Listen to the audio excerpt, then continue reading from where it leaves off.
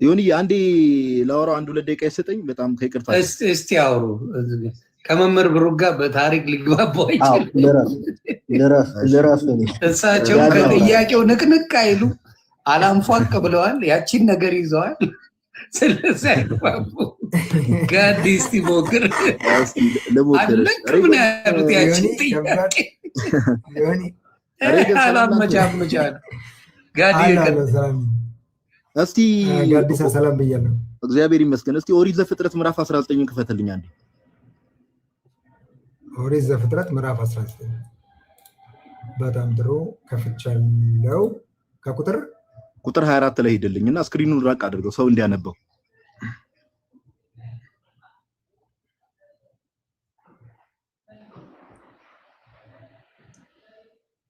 እስቲ ቁጥር 24 አንብበው። እግዚአብሔርም በሶዶምና በጎሞራ ላይ ከእግዚአብሔር ዘንድ ከሰማይ እሳትና ዲን አዘነበ ይላል። እሺ መጀመሪያ እግዚአብሔር ተብሎ የተጠራው አካል ማን ነው? እግዚአብሔር ራሱ ነው።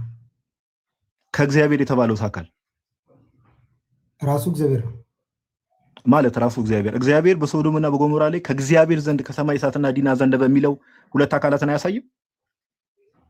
አይ ከመንግስቱ ማለት ነው። ይሄኛው ከሰማይ ከመንግስቱ እግዚአብሔር ከገዛ መንግስቱ ማለት ነው። ይሄው በእንግሊዘኛ ክሊር ነው። ቆይ እንግሊዘኛውን አንብቡ። እንግሊዘኛውን አንብቡ። The Lord reigned. እሺ And the Lord reigned upon Sodom and upon Gomorrah brimstone and fire from the Lord out of heaven ነው። From who? From the Lord out of heaven ነው። ስለዚህ እዚህ ጋር ሁለት አካላት አሉ ይሉ ሁለት ሎርዶች ሆናል። ሁለት ሎርዶች the Lord our God the Lord is one ይላል እኮ መጽሐፍ ቅዱስ። እዚህ ጋር ቁጥር 24 ላይ ነው ወዳጅ። ሌላ ቦታ አትዝለል እንጣጥ ብለህ እኮ አንተ ነው የገባ ነው አይደለም። እግዚአብሔር ምን ማለት ነው እንዴ? እንደፈለከው እኮ ለራስህ መፍታት አትችልም። ሁለት አንድ ሎርድ አለ። እኔ ችግር የለውም አድማጭ ይረዳ። እዚህ ጋር አንድ ሎርድ አለ። እግዚአብሔር እኮ ቆይ እዚህ ጋር አንድ ሎርድ አለ። አዎ እዚህ ጋር ደግሞ አንድ ሎርድ አለ። እሺ ሁለት ሎርዶች እያልከኝ ነው? እሱ ነው ሁለት አካላትን ያሳያል እያልኩ ነው። አንተ አሁን ለምሳሌ ከመንግስቱ ነው አካላት ለምን ታደርገዋለህ? አይደለም ነው አካላት አታርገው። ሁለት ሎርዶች በል እንጂ። እሺ እኔ አሁን አንድ ሁለት ሎርዶች ሰው እንዲማር ስለሆነ ችግር የለውም። ሁለት ሎርዶች በር አይደለም ከመንግስቱ ነገር የለውም። አንዴ አዳምጥ። ቆይ አሬገን አንዴ አዳምጥ። ከመንግስቱ ያልከውን ፍቺ ከኪስ ስለሆነ ሰዓታችንን አናቃጥልም። ኢሳይያስ 48ን ክፈትልኝ። እሺ ታች ያለው ሰው እንዲማር ሬገን ይማራል ኦር እሱ በአንዴ ማስተዋል ይደርሳል ብለን አይደለም። ታች ያላችሁ ሰዎች የኦጂዎች አሜን ነው። ሃሌሉያ ቀጥሉ። እሺ ኢሳይያስ 48ን ክፈትልኝ ቁጥር 12 ላይ 48 ከፍቼላለሁ። ቁጥር 12 ላይ ወጣ አድርገውና አንብበው። በጣም ጥሩ 12 ላይ እንደዚህ ይላል፣ ያዕቆብ ሆይ የጠራውም እስራኤል ሆይ ስማኝ፣ እኔ ነኝ፣ እኔ ፊተኛው ነኝ፣ እኔም ኋለኛው ነኝ። ማን ነው ይሄን እየተናገረ ያለው? እግዚአብሔር ያህዌ አይደል? አዎ። እሺ ቁጥር 13 ላይ ቀጥል። ቁጥር 13 ነው።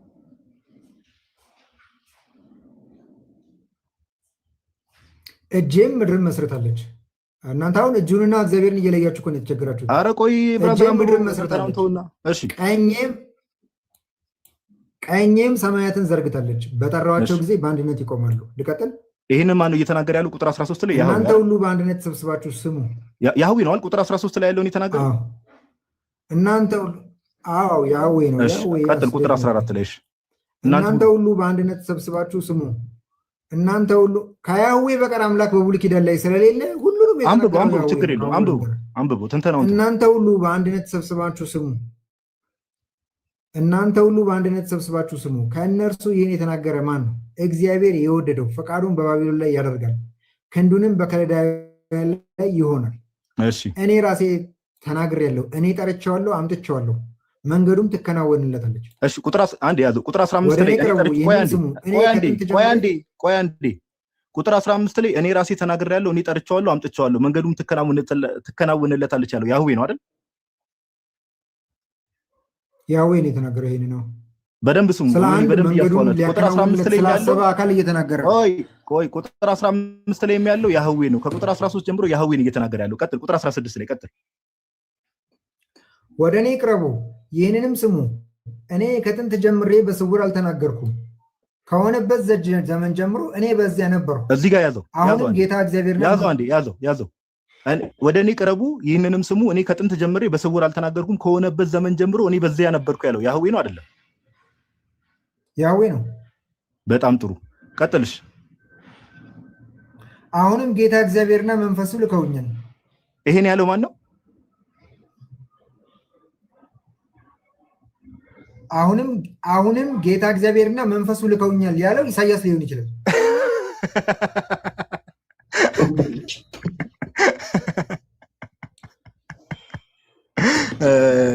ሬገን ወንድም አሁን አያር ቆይ ዲንጎ ይባላል። ዲንጎ ይባላል። ሳቁን ተውና ቀጥል። ሬገን ድገመው አንዴ። እዚህ ጋር ያለውን ደግማ አንብልን። በገዛ ቆንጨራ የሚለውን አንዴ ያንብልን እዛ ላይ። እሺ አነባለሁ። እኞኒ አንባ ያራዳ ልጅ ወደ እኔ ቅረቡ፣ ወደ እኔ ቅረቡ ይህንም ስሙ፣ እኔ ከጥንት ጀምሬ በስውር አልተናገርኩም፣ ከሆነበት ዘመን ጀምሮ እኔ በዛ ነበርኩ። አሁንም ጌታ እግዚአብሔርና መንፈሱ ልከውኛል ያለው ማን ነው? በገዛ ቆንጨራዬ ነው። ኢሳያስ ሊሆን ይችላል ያልኩህ እኮ ሊሆን ይችላል። ስለዚህ ጋይስ በሊሆን ይችላል ላይ እምነት ሊመሰረት አይችልም። ችግር የለውም። ሬገን አይደለም ሊሆን ይችላል የሚል እምነት አለ እንዴ? አለ እንዴ? ሊሆን ይችላል የሚል እምነት አለ። በእንደዛ ሴንሳር ለሚያልኩ ያለውትኝ አልከው። በምንድን ነው ሴንሳር ለሚያልኩ ያለውትኝ ኢሳያስ ምን ያለው አባቴ? ይሄንን እኮ ነው ይሰጥ። እሺ ይኸውልህ ዮኒ አሁንም ጌታ እግዚአብሔርና መንፈሱ ልከውኛል ሲል እሱ ሊለኝ የፈለገው ምንድነው የሚለውን እኔ እና እሱ ስለተግባባን ነው። በነገራችን መጣል ከዚህ ከጋድም የባሰ ሰው መጥቶላል። እግዚአብሔር ይሁን። አይ ዛሬ ወንድሜ ሬገና ላይሆንልን የኔ አባት። ይኸውልህ ቆይ እንጨርሰው አንዴ። ታዳጊ የእስራኤል ቅዱስ እግዚአብሔር እንዲህ ይላል፣ እኔ የሚረባን መንገድ የማስተምርህ በምትሄድባትን መንገድ የምመራ አምላክ እግዚአብሔር ነው። ትእዛዜን ብትሰማ ኖሮ ሰላም። አረ ወንድሜ ዝም ብላ ታንብብ። ሬገን ጨረስን እኮ ቁጥር 16 ላይ ወንድሜ እንድትማር ብለን ነው። በቃ ቁጥር 16 ላይ እኮ በቃ ነጥብ ጥላለህ ወዳጄ። ስማኝ በቃ አንዴ ስማኝ። አሁን ይኸው ለመጨቃጨቅ ሳይሆን አንተም እውነትን ለመመርመር አይደለ እዚህ ጋር ቁጭ አልከው። እውነትን ለማወቅና ለመመርመር እስከሆነ ድረስ ልብህን ክፍት አድርገህ እነዚህን ጥቅሶች ያዝና አንድ አሳይመንት ወሰዳቸው። እሺ ወደ ሌላ ጥቅስ እንሂድ። አንድ ሁለት ጥያቄ አለኝ። ከዛ በጣም ጥሩ። ወደ ሌላ እኔ ጥያቄ አለኝ። እሺ ቆይ ትጠይቀኛለህ። እኔ ልጨርሳ። ቆይ አንዴ እኔ ልጨርስና ትጠይቀኛለህ። ፊልጵስዩስ መልእክት ምዕራፍ 2 ላይ ሄድ። ፊልጵስዩስ መልእክት ምዕራፍ 2 እሺ ኢየሱስ አብ ነው አይደል እምነትህ? እንደዛ ብቻ አይደለም። እሱ ነው ወልድ አብ ነው፣ አብም ወልድም ነው አይደል? አብ ወልድ ነው፣ ወልድ አብ ነው አይደል? እኔ ያልኩትኝ ምንድነው? እሺ አሁን አንተ በኋላ ላይ ስለመጣ ልንገርህ። አብ ወልድ መንፈስ ቅዱስ የአንዱ እግዚአብሔር ባህሪያት ናቸው። እግዚአብሔር በሶስት መንገድ እናውቀዋለን። አብ ሆኖ እናውቀዋለን። ክብሩን ትቶ ራሱን ባዶ አድርጎ ምድር ላይ ወልድ ሆኖ እናውቀዋለን። እግዚአብሔር ደግሞ ሳይታይ በመንፈሱ ከኛ ጋር ሆኖ እናውቀዋለን። ኢየሱስ አብ ነው አይደለም? ሶስቱም የአንዱ እግዚአብሔር ባህሪ ነው። ኢየሱስ አብ ነው አይደለም? ኢየሱስ አብ በስጋ ተገልጦ ወደ ምድር መጥቶ ማለት ነው። ክብሩን ትቶ ኢየሱስ ተባለ።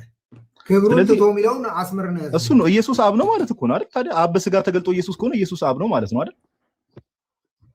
አዎ እንደዛ ሲባል ግን አብን አያመልክም። ምክንያቱም ወልድ ቆይ ልጨርስላ። ወልድ አብን ያመልካል። ለምሳሌ ወልድ ይጨነቃል። ሌላ ርዕስ ውስጥ አትግባ። እኔ ሌላ ርዕስ ውስጥ አልገባሁም ወዳጄ። ሌላ ርዕስ ውስጥ አልገባሁም እንዴ? አንተ የምትፈልገው ካልሆነ ሌላ ርዕስ አይደለም። ሬገን አንተ የምትፈልገው ካልሆነ ነገር አስመልሳ። ብሩስኪ ተረጋጋ። ቆይ ያልጠየቅኩን ነገር አስመልሳ። ጥቅሱን አንብበው። አንተ ጥቅሱን አንብበው። ይሄን ጥቅስ ልታመጣልኝ ፈልገህ ጥቅሱን አንብበው። ለዛ ጥቅስ እያመቻቸህ ነው። ቆይ አንዴ ጥቅሱን አንብበው። እሺ ወዳጅ፣ እንዴ ለምን ቤቱን ትበጠብጣለህ? አንዴ እንደማመጥ። ጥቅሱን አንብበው። በቃ እኔ ልጠይቅ አይደለ? ጥቅሱን አንብብልኝ። እሺ ከቁጥር 6 ነው አይፈለከው? ቁጥር 5 ላይ ያለው ከቁጥር 5 ጀምሮ አንብበው። እሺ እያንዳንዱ ለራሱ የሚጠቅመውን አይመልከት ለባልንጀራው ደግሞ እንጂ። በክርስቶስ የነበረ ይህ ሐሳብ በእናንተ ዘንድ ደግሞ ይሁን። እርሱ በእግዚአብሔር መልክ ሲኖር እርሱ የተባለው ማን ነው? እዚህ ጋር ከእግዚአብሔር ጋር እርሱ የተባለው ማን ነው? ኢየሱስ አይደል? ክርስቶስ ኢየሱስ። አዎ ክርስቶስ። በጣም ጥሩ። በእግዚአብሔር መልክ ሲኖር ሳለ ይላል አይደል? አዎ ከእግዚአብሔር ጋር መተካከልን መቀማት እንደሚገባ ነገር አልቆጠረውም ይላል አይደል? አዎ ኢየሱስ ከእግዚአብሔር ጋር የተካከለ ነው። አንተ የመሰለህ እንደዛ? አይ እንዴ አንተ አብና ወልድ የሚተካከሉ ሁለት ይኸውልህ፣ አንተ አሁን ሁለት ሎርዶች አድርገህ ስለምታስባቸው እርሱ የተባለው ከሱ ጋር መተካከል ወይ ከእግዚአብሔር ጋር መተካከል የተባለው ማን ነው? ከእግዚአብሔር ጋር ተካክሏል የተባለው ማን ነው? ክርስቶስ ነው አልኩህ እኮ። ስለዚህ ክርስቶስና እግዚአብሔር የተካከሉ ናቸው አይደሉም እንዴ? አይደለም እኮ እያልኩ ነው እኮ። ለምንስና እንግሊዝኛውን አንብበው፣ ወደ ጎን አድርገው። እንግሊዝኛውን እናንብበው። እንግሊዝኛው በጣም ግልጽ ነው። ወደ ጎን አድርገው እናንብበውና ግን እኔ መልስ እሰጥሃለሁ። እሺ who being in the form of God የተባለው ማን ነው? ክርስቶስ ክራይስት። በደንብ አስተውሉ። thought is not robbery to be equal with God እንደ መቀማት አልቆጠረውም የተባለው ከእግዚአብሔር ጋር መተካከልን ማን ነው? ክርስቶስ። ስለዚህ ክርስቶስ ከእግዚአብሔር ጋር የተካከለ ነው። እየነገርኩህ እኮ ነው። አሁን እንደ ሰው ትርጉም ስታየው አዳምጠኛ። ይኸውልህ ልጨርስልህ። ቆንጆ እኮ ነው። ጥያቄ ጠየቅክ አይደለ? ቤቱ ክርስቶስ ከእግዚአብሔር ጋር የተካከለ ነው ወይ? አዳምጠኝ እንጂ። ክርስቶስ ከእግዚአብሔር ጋር የተካከለ ነው በዚህ ጥቅስ መሰረት? አይደለም። ከእኔ አብ ይበልጣል ይላል መጽሐፍ ቅዱሱ። ለምንድን ነው ኢኳል ዊዝ ጋድ ያለው? ለምንድን ነው መጽሐፍ ቅዱሱ ኢኳል ዊዝ ጋድ ያለው? ለምን እንዳለ ላውራ ስልህ እኮ አላስወራ አልከኝ። አንተ እኮ አሁን የምትፈልገውን ነገር ነው ያለ ወይ? አንተ አስረዳ ነው ሌላ አስረዳ። እሺ አስረዳ። አንተ አስረዳ። በአንተ ትምህርት መሰረት እነዚህ ሁለት ሎርዶች ይኸውልህ፣ ቆይ አዳምጠኝ። በአንተ በስላሴ ትምህርት መሰረት በእናንተ ትምህርት መሰረት እነዚህ ሁለት ሎርዶች አንደኛው ሎርድ ከአንደኛው ሎርድ ጋር አልፎካከርም አለ ብለህ ነው አንተ የተረጎምከው። አልፎካከርም አለ አይልም ቃሉ። ከየት ነው ያመጣው ወዳጅ? ትርጉም በስለሽ ያታድርግ። አንተ መቀማት እንደሚገባ አልቆጠረውም ብለህ ተናገርክ። መቀማት ሮበሪ ነው እንደሚገባ አልቆጠረውም። ሮበሪ ነው የሚለው እኮ ሮበሪ። እሺ ግድ የለም መቀማት እንደሚገባው ስለሚል አማርኛ መቀማት እንደሚገባው ነገር አልቆጠረውም። መቀማት ነው የሚለው ሮበሪ ነው የሚለው ሮበሪ። እሺ መተካከልን ከእግዚአብሔር ጋር መተካከልን እንደ መቀማት እንደ ሮበሪ ያልቆጠረው ማለት ከእግዚአብሔር ጋር የተካከለ ነው ማለት እኮ ነው ጥቅሱ ሬግን። ስለዚህ ለአንተ አሁን የምታምነው አልኩህ እኮ እኔ አሁን ለእኔ ተውና የአንተ መልስ ስጠኝ። ቆይ እኮ ልዩነቱ እንዲታወቅ ነው እናንተ የምናምነው እኮ ልዩነቱ ግልጽ እንዲሆን። አይ አይደለም ልዩነቱ አይደለም መልስ ስጠኝ። ከእግዚአብሔር ጋር ይኸውልህ ከእግዚአብሔር ጋር ቆይ አዳምጠኝ። አንተ ከእግዚአብሔር ጋር የሚፎካከር ሁለተኛ ሎርድ ክርስቶስ የሚባል ሎርድ ነው። የሚፎካከር የሚል ቃል ለምን እንደምትጠቀም አይገባኝም። እኔ እንደዛ አላልኩም። እሺ እኔ ደግሞ ማምነው ላሳየህ። እኔ ደግሞ ማምነው ምንድን ነው ኢሳይያስ 53 ላይ መልስ ልሰጥህ ነው። መልስ ሳይሰጥ ነው ማለት በቃ ወደ እምነቱ ይኸው የሚያብራራልህ ጥቅስ ይኸውልህ። አዳምጠኝ። የሰማነውን ነገር ማን አምኗል? የእግዚአብሔርስ ክንድ ለማን ተገልጧል ይላል። ክርስቶስ የእግዚአብሔር ክንድ ነው የሚለው። በፊቱ እንደ ቡቃያ ከደረቅ መሬት እንደ ሥር አድጓል። መልክና ውበት የለውም፣ ባየነውም ጊዜ እንወደው ዘንድ የደም ግባት የለውም። የደም ግባት የለውም ብሎ የሚለው ማንን ነው? የእግዚአብሔር ክንድ ነው። ያ ክርስቶስ ይባላል። የእግዚአብሔር ኃይል ስለሆነ እና ምን አገናኘ? ከሰውም የተጠላ የሕማም ሰው። ቆይ ልጨርስልህ። ዝም ብለህ ጥቅስ አታንብብ። ዝም ብለህ ጥቅስ አታንብብ። ምንም የማይገናኝ ነገር እያመጣ ጥቅስ አታንብብ ወዳጅ። ይሄ ማምለጫ መንገድ ይሆን። ዝም ብለህ የማይገናኝ ጥቅስ እያመጣ አታንብብ። እንዴ አንተ ለአንተ ስላልሆነ ሌላ አይገናኝ ልትለው አትችልም። ይሄው እያሳየው ነው። ይሄ እግዚአብሔር ክንድ አይደለም ወይ? ልጠይቅ አንተን። መልክና ደም ግባት የለውም የተባለው አብ ነው? ኖ ኖ ኖ ኖ፣ ይሄ የእግዚአብሔር ክንድ አይደለም ወይ? ሰብጀክቱ ኧረ እሱ ችግር የለውም። እሱ ያስማማናል እኮ ዮሐንስም እኮ ጠቅሶታል። ዮሐንስ ኢሳይያስ ይኸውልህ፣ ነብዩ ኢሳይያስ ምዕራፍ 53 ላይ የሚናገረው ስለ እግዚአብሔር ክንድ አይደለም ወይ? ኦፍኮርስ ስለ ክርስቶስ ነው። በጣም ጥሩ። ያ ክንድ ያ ኖ ክርስቶስ አይደለም የሚለው የእግዚአብሔር ክንድ ነው የሚለው። የእግዚአብሔር ክንድ ክርስቶስ አይደለም። በፊቱ እንደ ቡቃያ ከደረቅ መሬት እንደ ሥር አድጓል ይላል። የእግዚአብሔር ክንድ ክርስቶስ አይደለም። እዚህ ጋር የምፈልገው የእግዚአብሔር ክንድ የሚለው ነው የምፈልገው። የእግዚአብሔር ክንድ ክርስቶስ አይደለም ወይ? ከክንዱ አዳምጠኝ። ይኸውልህ አንተ እግዚአብሔርን ከክንዱ እየለየ ስለሆነ እኔ እየለየሁ የእግዚአብሔር ክንድ ማለት ክርስቶስ አይደለም ወይስ ነው? ነው። ታዲያ በቃ ታዲያ ምንድን ነው እያልክ ነው? በጣም ጥሩ አዳምጠኛ። ታዲያ እግዚአብሔርን ከክንዱ አትለዩዋ። እግዚአብሔርን ከክንዱ ለምን ትለያላችሁ? እግዚአብሔርን ከክንዱ አትለዩታ። እግዚአብሔር ራሱን እየለየው እኮ ነው። እኔ አይደለም አይደለም እኔ በቃ ይሄው መልሶ ይመሰክራል። እዚሁ ጋር ይሄው ኢየሱስ የእግዚአብሔር ክንድ እንደሆነ መስክሮልናል። በቃ እኛ እኮ ጨርሰናል እኮ በቃ አልቻልከውም። ይኸውልህ ኢየሱስ ክርስቶስ እናት ክንዱ ነው ከራሱ ጋር የሚፎካከረው። ታዲያ አንተ ባልከው ጥቅስ መሰረት ክንዱ ከእግዚአብሔር ጋር እየተፎካከረ ነው። ይሄን ፖይንት ጨርሼ ትገባለህ። ይሄን ፖይንት ልጨርሳ ነኝ። ፖይንት መጨረስ አለብኝ። የሰማንን ነገር ማናምን የእግዚአብሔር ክንድ ለማን ተገልጧል ብሎ የሚለው የእግዚአብሔር ክንዱ የራሱ ክንድ ነው። ልብ በልልኝ። እኔን ከክንዴ መለየት እንደማትችለው ሁሉ እግዚአብሔርን ከክንዱ መለየት አትችልም። ይሄ እግዚአብሔር ክንድ በፊቱ እንደ ቡቃያ ከደረቅ መሬት እንደ ስር አድጓል። ከቅድስት ድንግል ማርያም ማለት ነው። ይሄ መልክና ውበት የለውም። ባየነው ጊዜ ነው ዘንድ የደም ግባት የለውም። ማን ነው? የእግዚአብሔር ክንድ ነው። ያዝልኝ። የተናቀ ከሰውም የተጠላ የሕማም ሰው ደዌንም የሚያውቅ ሰውን ፊት እንደሚሰውርበት የተናቀ ነው። እኛም አላከበር ነው። በእውነት ደዌያችንን ተቀበለ። እግዚአብሔር በክንዱ ደዌያችንን ተቀበለ።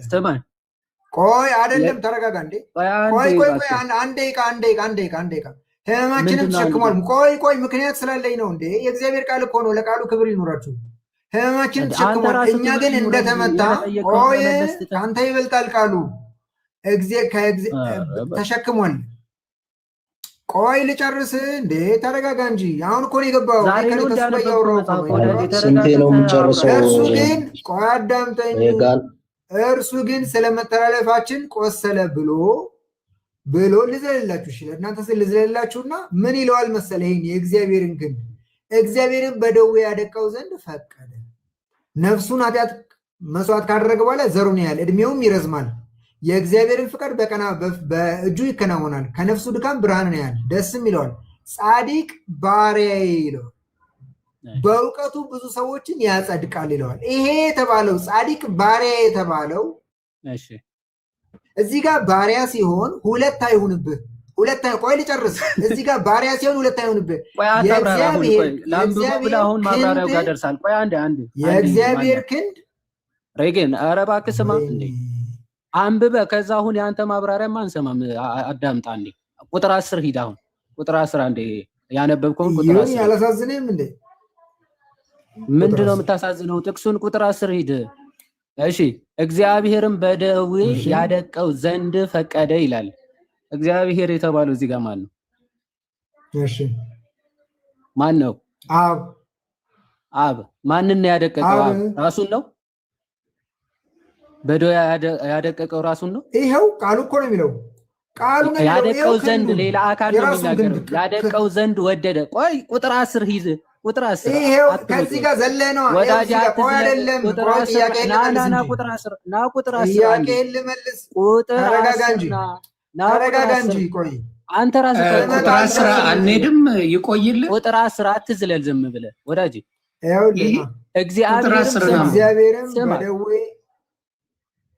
እግዚአብሔርም በደዌ ያደቀው ዘንድ ፈቀደ የተባለው ማንን ነው? በደዌ ያደቀቀው ራሱን ነው ወይስ አይደለም?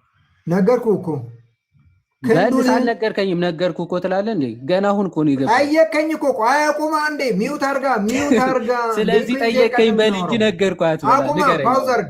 ቀጥል። ቆይ አይደለም። እሺ ልመልስ። እግዚአብሔርም በደዌ ያደቀው ዘንድ ፈቀደ ነፍሱን ስላደት መስዋዕት ካደረገ በኋላ ማንን ነው እባክህ ሌላ አታንብበው። ማንን ነው በደዌ ያደቀው? አንብበው እንዴ! ኧረ ብራዘር መላሴ ላይ ቆማለሁ። ቅድም እኮ አነበብኩ ወዳጅ፣ ደጋግመህ ስላነበብኩ መልስ አይመጣም። መልስ አሁን ማንን ነው በደዌ ያደቀው? ነገር እንጂ ይሄ እኮ ነው ጭቅጭቅ የምታደርጉት። ወዳጅ መልስ የለም። ቁጥር 1 ለምን እንዴ? ለምን ቁጥር 1 በኢየሱስ ምንም መልስ የለም። ማንን ነው የሚለው መልስ የለም። ምንም ልትመልስ አትችልም። 30 ጊዜ ላምብቦ ትላለህ። አንዴ እባክህ ተደርበኝ። እምቢ አልከኝ። አንዴ እምቢ አልከኝ። ይኸው እግዚአብሔርን በደዌ ያደቀው ማንን ነው? በደዌ ያደቀቀው መልስ። አዳምጠኛ እኮ ልመልስ። ዝም በል አንተ እያወራህ እንዴት መልሳለሁ እኔ? እግዚአብሔር በደዌ ያደቀው ዘንድ ፈቀደ የተባለው ማን እንደሆነ ማወቅ ከፈለግ ቁጥር 1 ነው የምትሄደው። ቁጥር 1 ስትመጣ ምን ይላል? የሰማነውን ነገር ማን አምኗል? የእግዚአብሔርስ ክንድ ለማን ተገልጧል? በፊቱ እንደ ቡቃያ ከደረቅ መሬት ድጋሜ ከአንድ ጀምሮ ሊያነበው ነው። እሺ ተረጋጋ እንዴ! ቆይ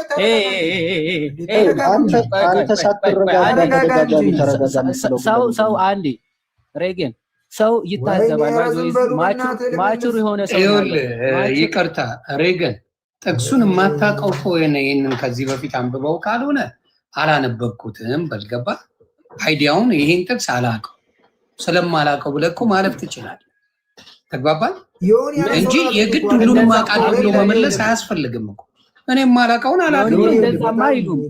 እንደዛ ካሉማ ይበላሉ። አሁን ወደ ገባ አላውቅም ካላውቅም ነው። ይሄን ጥቅስ እርግጠኛ ነኝ አታውቅም አይደለም ዮኒ እያየን እኮ ነው። 10 ትጠቅስለት ግን ታውቀዋለህ። ይሄን ጥቅስ ይሄን ጥቅስ ከዚህ በፊት ታውቀው ነበረ? በደንብ አድርጌ ነው የማውቀው ዮኒ። ይኸውልህ ላሳየውልህ። ይኸውልህ አዳምጠኝ እስቲ አብራራለን።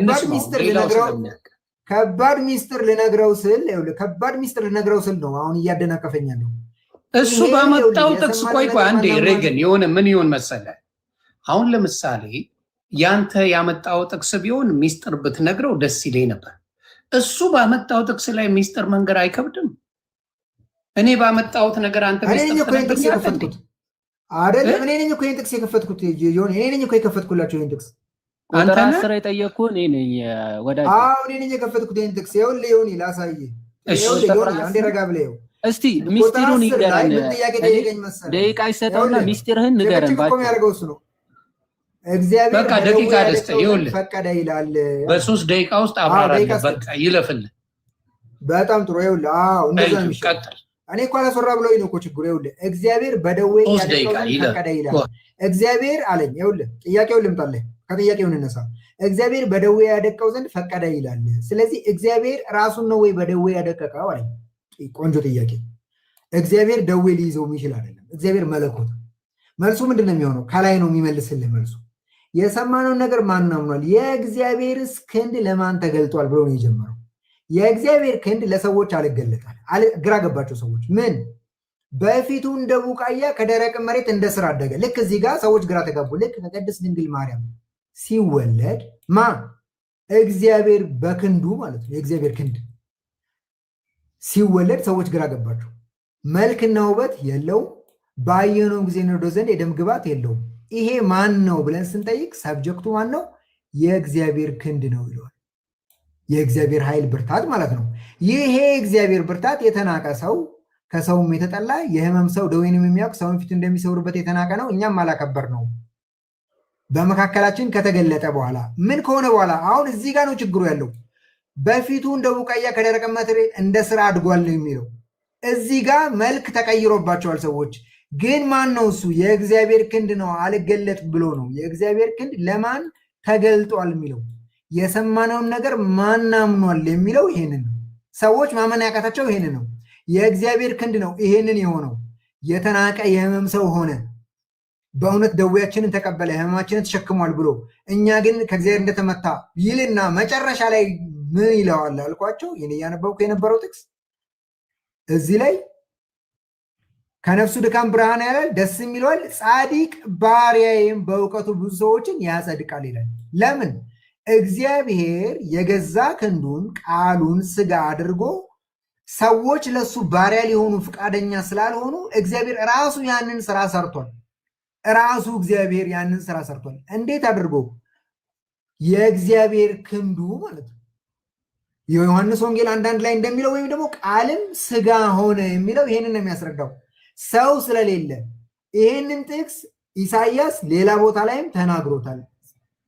59 ላይ ይኸው እነዚህ ጋር እንደዚህ ይላል። ይሄንን ጨረስክ ወዳጅ? ቆይ መጀመሪያ ይሄን ጨርስ እንጂ አልጨረስኩም። እሱም ሰውም እንደሌለ አየ። ለምን እንደሆነ ላስረዳ ነው። ቆይ አይደለም 3 ደቂቃ ልናገራ። ሰውም እንደሌለ አየ፣ ወደ እርሱ የሚማልድ እንደሌለ ተረዳ፣ ተደነቀም። ስለዚህ የገዛ ክንዱ መድኃኒት አመጣለት ነው የሚለው። የገዛ ክንዱ ያመጣው መድኃኒት ማን ይባላል? ክርስቶስ። አሁን እዛ ጋር መመለስ ይችላለሁ ማለት ነው። ይሄኛው ጥቅስ ትንቢተ ኢሳይያስ ምዕራፍ 53 ላይ ያለው ጥቅስ ከ59:16 ጋር አንድ አይነት ነው። የሰማነውን ነገር ማን አምኗል? የእግዚአብሔር ክንድ ለማን ተገልጧል ብሎ በፊቱ እንደ ቡቃያ ከደረቀ መሬት እንደ ሥር አድጓል፣ መልክና ውበት የለውም፣ ባየነው ጊዜ እንደ ዶዘን የደም ግባት የለውም። የደም ግባት የሌለው ይሄ መድኃኒታችን ማን ነው ሲባል ሰው ስለሌለ እዚህኛው ጋር ሰው እንደሌለ ወደ እርሱ የሚመልድ እንደሌለ ስለተረዳ እግዚአብሔር የገዛ ክንዱ መድኃኒት አመጣለት የተባለው ነው ማለት ነው። ስለዚህ ክርስቶስ ምንድን ነው ሲባል የእግዚአብሔር የገዛ ክንዱ ነው። ከእግዚአብሔር ጋር መተካከልን መቀማት እንደሚገባ ነገር አልቆጠረውም የሚለው ጥቅስ የሁለት አምላኮችን ፉክክር ሳይሆን የሚያሳይህ እግዚአብሔር የገዛ ክንዱን ስጋ አድርጎ ቃልም ስጋ ሆነ በሚለው መሰረት ማለት ነው ስጋ አድርጎ ክብሩን ትቶ ራሱን ባዶ አድርጎ ወደ ምድር ስለሚመጣ እግዚአብሔርነቱን ትቶ ስለመውረዱ እየነገረ ያለው እንጂ ሁለት ጌቶች ወይም ሁለት እግዚአብሔሮች እየተፎካከሩ አንደኛው ግድ የለም እኔ እወርዳለሁ አይደለም። እንደዚህ እናንተ እንደምታስቡት አንድ መለኮት ነው ያለው። ይሄም መለኮት አብ፣ ወልድ፣ መንፈስ ቅዱስ ይባላል። በክብሩ እያለ አብ እንለዋለን። ወደ ምድር መጥቶ አማኑኤል ወይም እግዚአብሔር ከኛ ጋር እንለዋለን፣ ወይም ወልድ እንለዋለን። ወደ ምድር መጥቷል። እንዲህ ነው ግን ያስተማሩ ደግሞ መንፈስ ቅዱስ አይበቃንም። ቆይ አይበቃንም። እንዲህ ነው ያስተማሩ ግን አባት እሺ ቆይ አንዴ በጣም ነው እንዲህ ያስተማሩ። እግዚአብሔር ምስክር ይሄን ነው የምጠይቀው። አሁን ይሄን ሰምተነዋል። አሁን ደግመህ ስማኝ እያልክ ምናምን እንዳትጮህ እሺ። አሁን ዝም ብለን የሰማን እንደው ይሄንን ትምህርት ብለህ እንደው ስታወራ በጣም የሚገርም ቆይ እሺ አሁን ቆይ አንዴ እባክህ። አሁን ደግሞ እኛ ስንጠይቅ ትመልሳለህ። እሺ አሁን እንጠይቃለን ባነበብከው ጥቅስ ላይ ማለት ነው። ስለዚህ የእግዚአብሔር ክንድ የተባለው ኢየሱስ ክርስቶስ ነው ያልከው አይደለ? ልክ ነኝ? እሺ ሚዩት አድርጌ ነበረ። አዎ የእግዚአብሔር ክንድ ክርስቶስ ነው።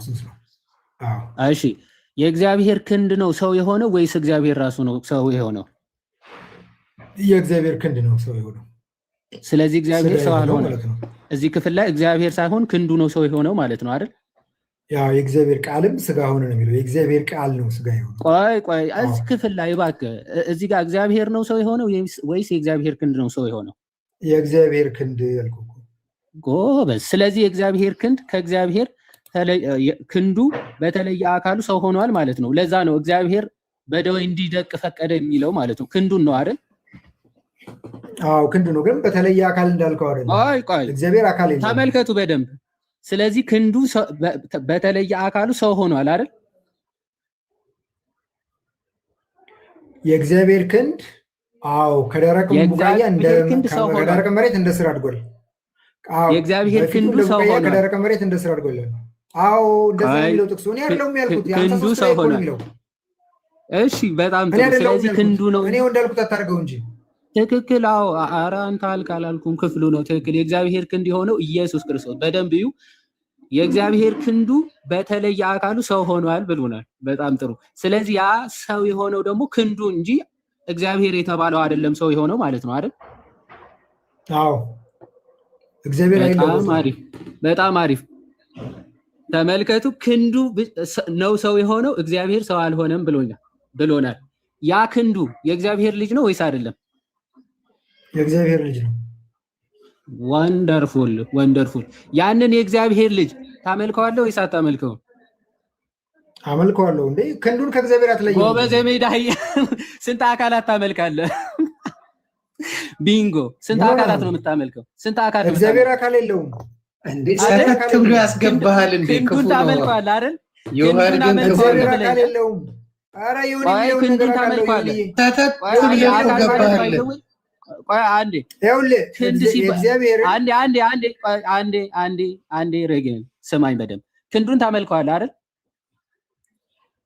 እየነገርኩህ የእግዚአብሔርን ሰውነቱን ይኸውልህ ደሙ ክንዱን ታመልከዋለህ ወይስ አታመልከውም? ጥያቄን በደንብ አዎ ሁሉም ሰው ይመለካል፣ ክንዱ ይመለካል። የእግዚአብሔር ሁሉ ነገሩ ይመለካል። አይመለክ ነገር የለም።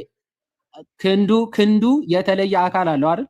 የተለየ አካል አለው። የተለየ አካል አንተ ነው የምትለው ሲባል ባይዘው እሺ አካል ሲባል ባይዘው እኛ እያለን ያለ ነው ይሄ ፊዚካል ቦዲ ማለት አይደለም። እኔ ማለት ይችላል ለብቻው እኔ ማለት ይችላል ወይስ አይደለም? አካል ማለት እንደዛ አይደለም። ቆይ አካል ማለት እንደዛ አይደለም። የአካል ዴፊኒሽን መጀመሪያ እንናገር። አካል አታውቅም። ፐርሰን ምን ማለት ነው? አካል በእንግሊዝኛ ፐርሰን እያልን ነው ማለት ነው። ፐርሰን ማለት ነው። ይኸውልህ አዳምጠኝ። መጽሐፍ ቅዱሱ አካል የሚለው በጦር የተወጋውን የተገረፈውን በዓይኖቻችን ያይ ፐርሰን ነው ወይስ አይደለም? ቆይ ፐርሰን ነው ወይስ አይደለም? እሱ ነው ጥያቄ። ፐርሰን ነው ወይስ አይደለም? እባክህ ማን ነው ፐርሰን ነው ወይ እያልከኝ ያለው? የእግዚአብሔር ክንዱ ራሱ ፐርሰን ነው ወይስ አይደለም?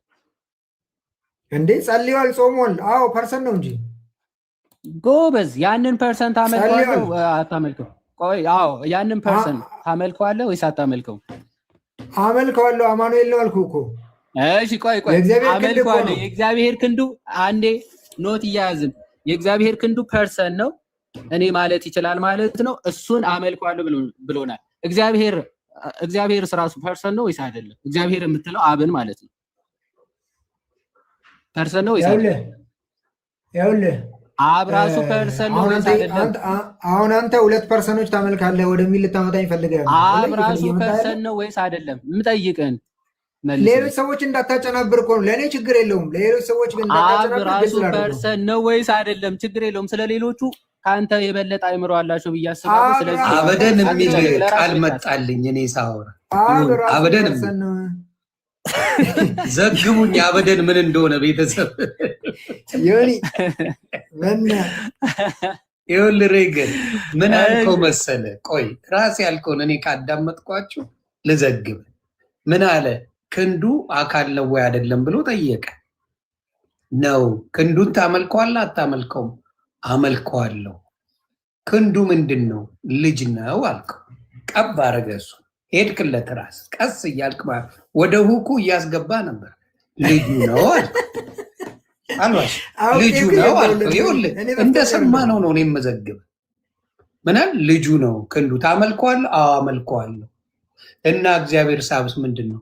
እሱን ሁለት ልታደርገኝ እየፈለክ ነው ማለት ጀመር። ካየህ አሁን ራስ ጋር ነው ግራ የተጋባ። ስለዚህ ቆም ብለህ አስብ። አሁን ራስ ባለው ነገር ላይ ክንዱ አካል ነው ብለሃል። አካል ከሆነ ምንድነው? አመልከዋለሁ ይጾማል ብለሃል። ራስ ነው ያልከው። ሌላ ሰው አለ። እኔ አልጨመርኩም፣ ሌላ ሰው የጨመረ ናው። የተለያየ አረካቸው ራስ ደን የተለያየ ካረካቸው ሁለት አካል ናቸው ማለት እኮ አሁን መስማማት ነው። ክንዱ ነው ሲለ አይደለም ማለት አምኖ ዮኒ እኮ ነው ጠይቁኝ። ይኸውልህ ሁለት አካላት አንጠይቃለን። አሁን እኔ ልጠይቅህ አይደለም አንተ ሚዩት አድርጋ እኮ አይደለም ዮኒ እኮ አላረግም። ቆይ ቅድም ሰምተናል። አሁን የኔ የጥያቄ ሰዓት ነው። ማይ ብራዘር it is time for you to answer ማለት እንዴ ኖ የማይሆን ፍሬም ስለከተትከኝ ጥያቄዎችን እጠይቅሃለሁ፣ ጥያቄዎችን ትመልሳለህ። ዛቲስ ከዛ በኋላ ጥያቄ ካለ አይደለም ነው። አሁን እኮ እዚህ ጋር የሆነ የተናገረው አብራሱ ፐርሰን ነው ወይስ አይደለም የሚለውን አሁን አብራሱ ፐርሰን ነው ወይስ አይደለም መልስ። ነገርኩህ እኮ አብራሱ ፐርሰን ነው። ላብ በራሱ ህይወት እንዳለው ስንት ፐርሰን አሉ?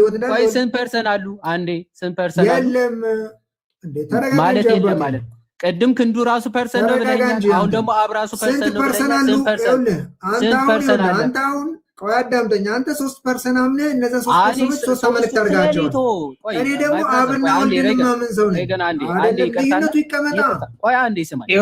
ሬገንዬ ሁለቱን አምናን አንድ ቀስ እያልን እንጨምራለን። አንተ ብቻ በርታ። ሁለት ደርሰናል።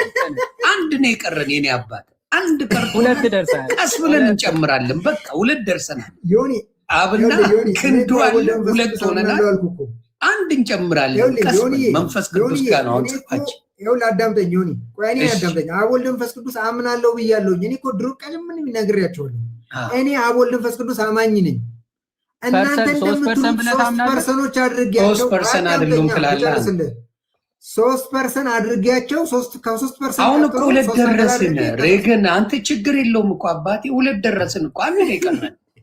እሱን ደግሞ እያየን እንጨምራለን። ሆልድ ኦን እንደርሳለን። እዛ ጋር አይዞ እንደርሳለን። ሶስተኛ ነው የቀረን። ሬገን እንጨምራለን። መንፈስ ቅዱስ ምን እንደሆነ ዮሐድ ይዘግባል። በቃ አንድ ነው የቀረን። አይዞ ደርሰናል። ምን አንድ ነው የሚቀረው። የአብን ፐርሰን ታመልከዋለህ ሬገን? አባቴ ያንተን አብም ወልድም መንፈስ ቅዱስም አላመልካቸውም። እነሱ ሶስት እኔን አትበለኝ። ቆይ መጀመሪያ ይሄ የክንዱ ፐርሰን ነው አመልከዋለሁ ብለኛል። አሁን አብ ራሱ ፐርሰን ነው ብለኛል። አብን ታመልከዋለህ አታመልከው? አዎ የእግዚአብሔር ክንድ የእግዚአብሔር ክንድ አብ ጋር ደርሰናል። ወደ እግዚአብሔር ክንድ አትመለስ። አብ ጋር ና አብ ጋር አብን ታመልከዋለህ አታመልከው? እንዴ ማውራት አልችልም እንዴ? ታዲያ አንተ እየጠየቅህ የምትጠየቀውን ነው የምታወራው እንጂ ኮስቸነር እየሞላው እኮ አይደለም። እኔ ቆይ ኮስቸነር እየሞላው አይደለም፣ ውይይት ነው። ቅድም አብራራህና እምነትህን ሰማን። አንተ ስታቦካው መጽሐፉን ዝም ብለን ሰማን። አሁን አትጠይቀኝ። መጀመሪያ ይሄን መልስ። መጀመሪያ አብን ታመልካለህ አታመልከው? አታመልከው? አብን አታመልከው? አብን አመልካለሁ፣ ወልድንም አመልካለሁ፣ መንፈስ ቅዱስንም አመልካለሁ። ስንት ፐርሰንት ነው የምታመልከው? አንድ እግዚአብሔር ነው የማመልከው። ፐርሰንት የሚባል ነገር አለ? እኔ ፐርሰንት ራስህ አመልክ። ሌላ ፐርሰንት ነው አመልከዋለሁ አለ። ጠይቀኛ ግራ ከገባ ክንዱ ፐርሰንት ነው ወይስ? ቆይ ሬገን፣ ምንም ሾርት ሚሞሪ ብንባል የ5 ደቂቃ ሾርት ሚሞሪ ማን ነው ሊኖረን አይችልም። ቀስ እያለን እናጫውታለን እንጂ በ5 ደቂቃው ሾርት ሚሞሪ አታደርገንም። እዚሁ ጋር እግዚአብሔር አልከኝ አንድ አካል ነው አልክ። እዚህ ጋር ክንዱ ደግሞ ሌላ አካል ነው ብለህ ሁለት ሰጠን። አሁን ሶስተኛ ፍለጋ ላይ ነን አባት። እዚሁማ ሾርት ሚሞሪ አታደርገንም። ሳምንት ሲቀር ቆይተህ ብትመጣ ትንሽ አረሳስቶ ነው ይባላል። እዚሁ ላይ ሬግን አይነፋም። እንዴት ነው ያልከው በለኛ? እንዴት ነው ያልከው በለኛ? ሶስተኛውን እንሙላውን። እኔ ሁለቱን አምነናል። እዚህም ተመላልሷል ቪዲዮ ስላለ ማለት ነው። ወደ መንፈስ ቅዱስ እንዴት እንደሆነ ብትዘጋገቡ ነው ደስ የሚል። ጋዲ ጥያቄ ያለው ጋዲ መንፈስ ቅዱስ ጋር ሂድልኝና ሶስተኛውን ጨምርለትና ፖይንታችንን ሜዳ አድርገናል። 2% ደርሰናል። አንድ ነው የቀረ። 2% አምኗል። በቃ አውት ኦፍ ኦንሊ ጂሰስ መሆንን አቆማል። በቃ ቻው። የበለጠ ነገር በሶስት ይጸናል ይባላልና ሬገን ወንድሜ መዝሙር 110 ቁጥር 1 ላይ እግዚአብሔር ጌታዬን ይላል አይደል? እሺ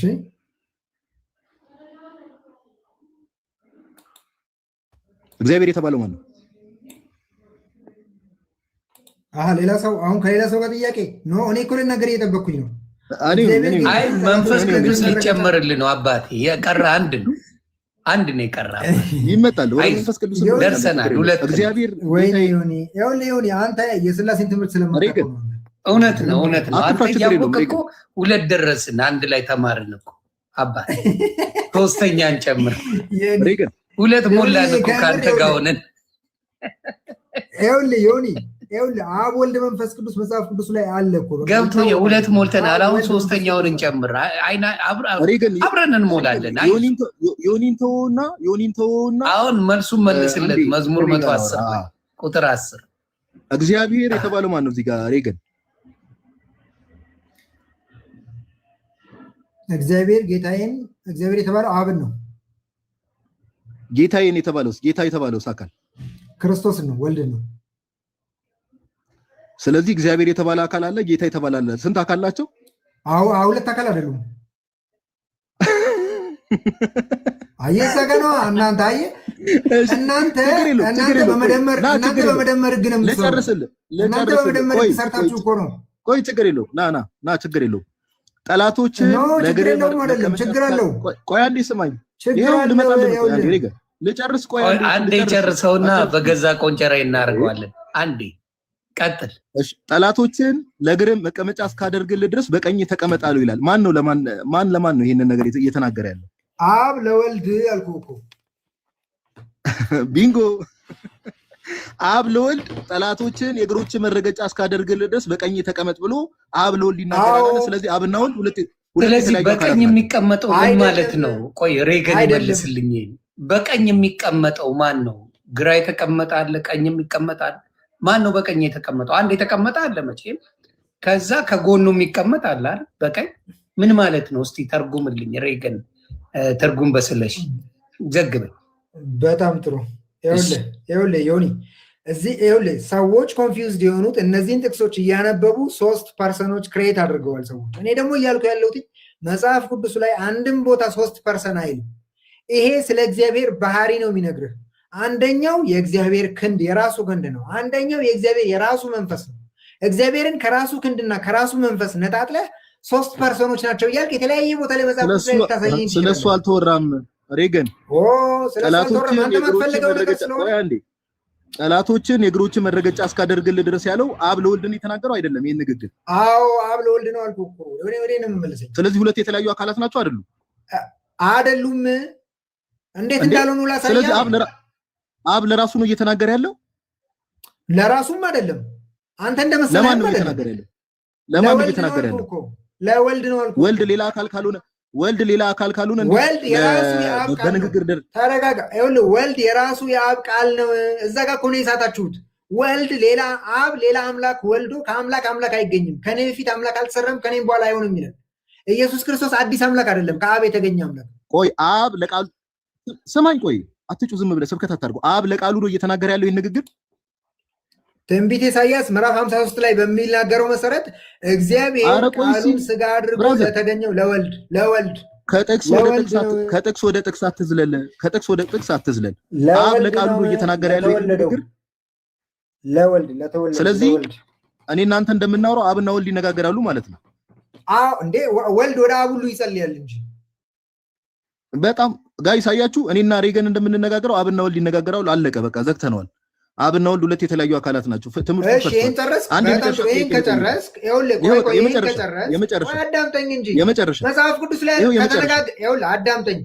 በአንተ በሰው ቆይ በሰው ከተነጋገሩ ሁለት ናቸው። ቆይ አዳምጠኝ እስኪ። በሰው ከተነጋገሩ ሁለት ናቸው። ቆይ አዳምጠኝ፣ እኔን ልመልስልህ እንጂ በሰው ከተነጋገሩ ያስተምሩት ብራዘር፣ ይሄን ማስተማር ነው ወንድማችን። እሺ በቴክኒክ ቆይ ያለ ነው እንደኔ የተወዘ ነበር። ስለዚህ አስተምሩልኝ። ይሁን ያዳምጠኝ። ቆይ ይሁን ያዳምጠኝ።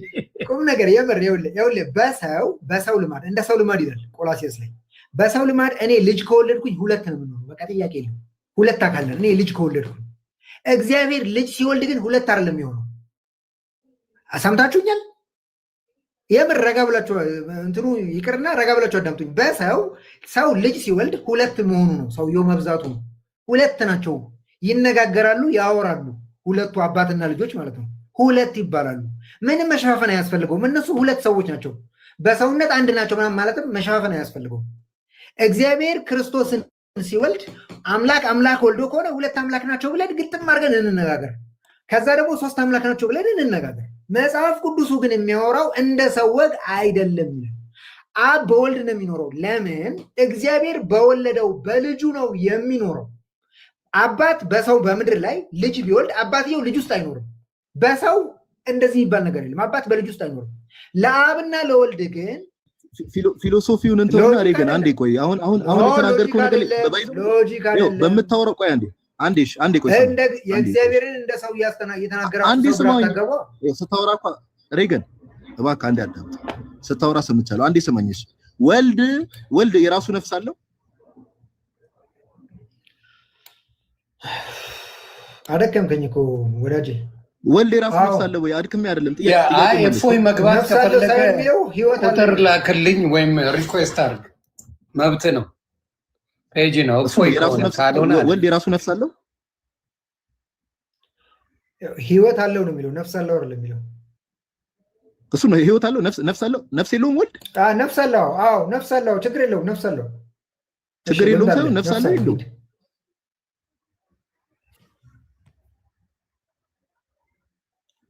ነፍስ አለው የለውም? ሬገን ነፍስ አለው። ነፍስ አለው። ያ ነፍስ የራሱ ነፍስ ነው ወይስ አብ ነው ነፍስ ሆኖ ለወልድ የሚያገለግለው? በእናንተ ትምህርት አሁን ይሄ በደንብ ኤክስፕላኔሽን የሚፈልግ ነገር ነው። ካላቋረጥከኝ ላስረዳኝ ነው። ኧረ ጥያቄውን መልስ ብራዘር። ምንም ከባድ ነገር አይደለም። ሌላ ነገር ሰዎች እኔን አስታከ ሰዎችን ግራ ታጋባለህ። ስለዚህ ለመመለስ ደቂቃ ከተያዘልኝ ይሄን መልሳለሁ። ወልድ ነፍስ አለው ይላል። በቃ ዮኒ፣ አይ ጀለስ ገና ነው። በቃ እኔ በቃኝሽ። አመሰግናለሁ።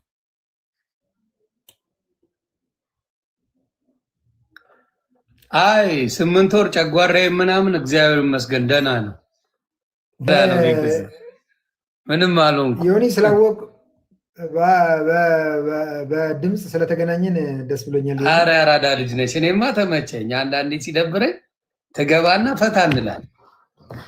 ፈታ ጥራኝ ዮኒ። እንደምንም ግን 2 ደርሰናል ብራዘር፣ 2 ደርሰናል። እያየን ጨምራለን። አባ አንድ ነው የሚቀረን።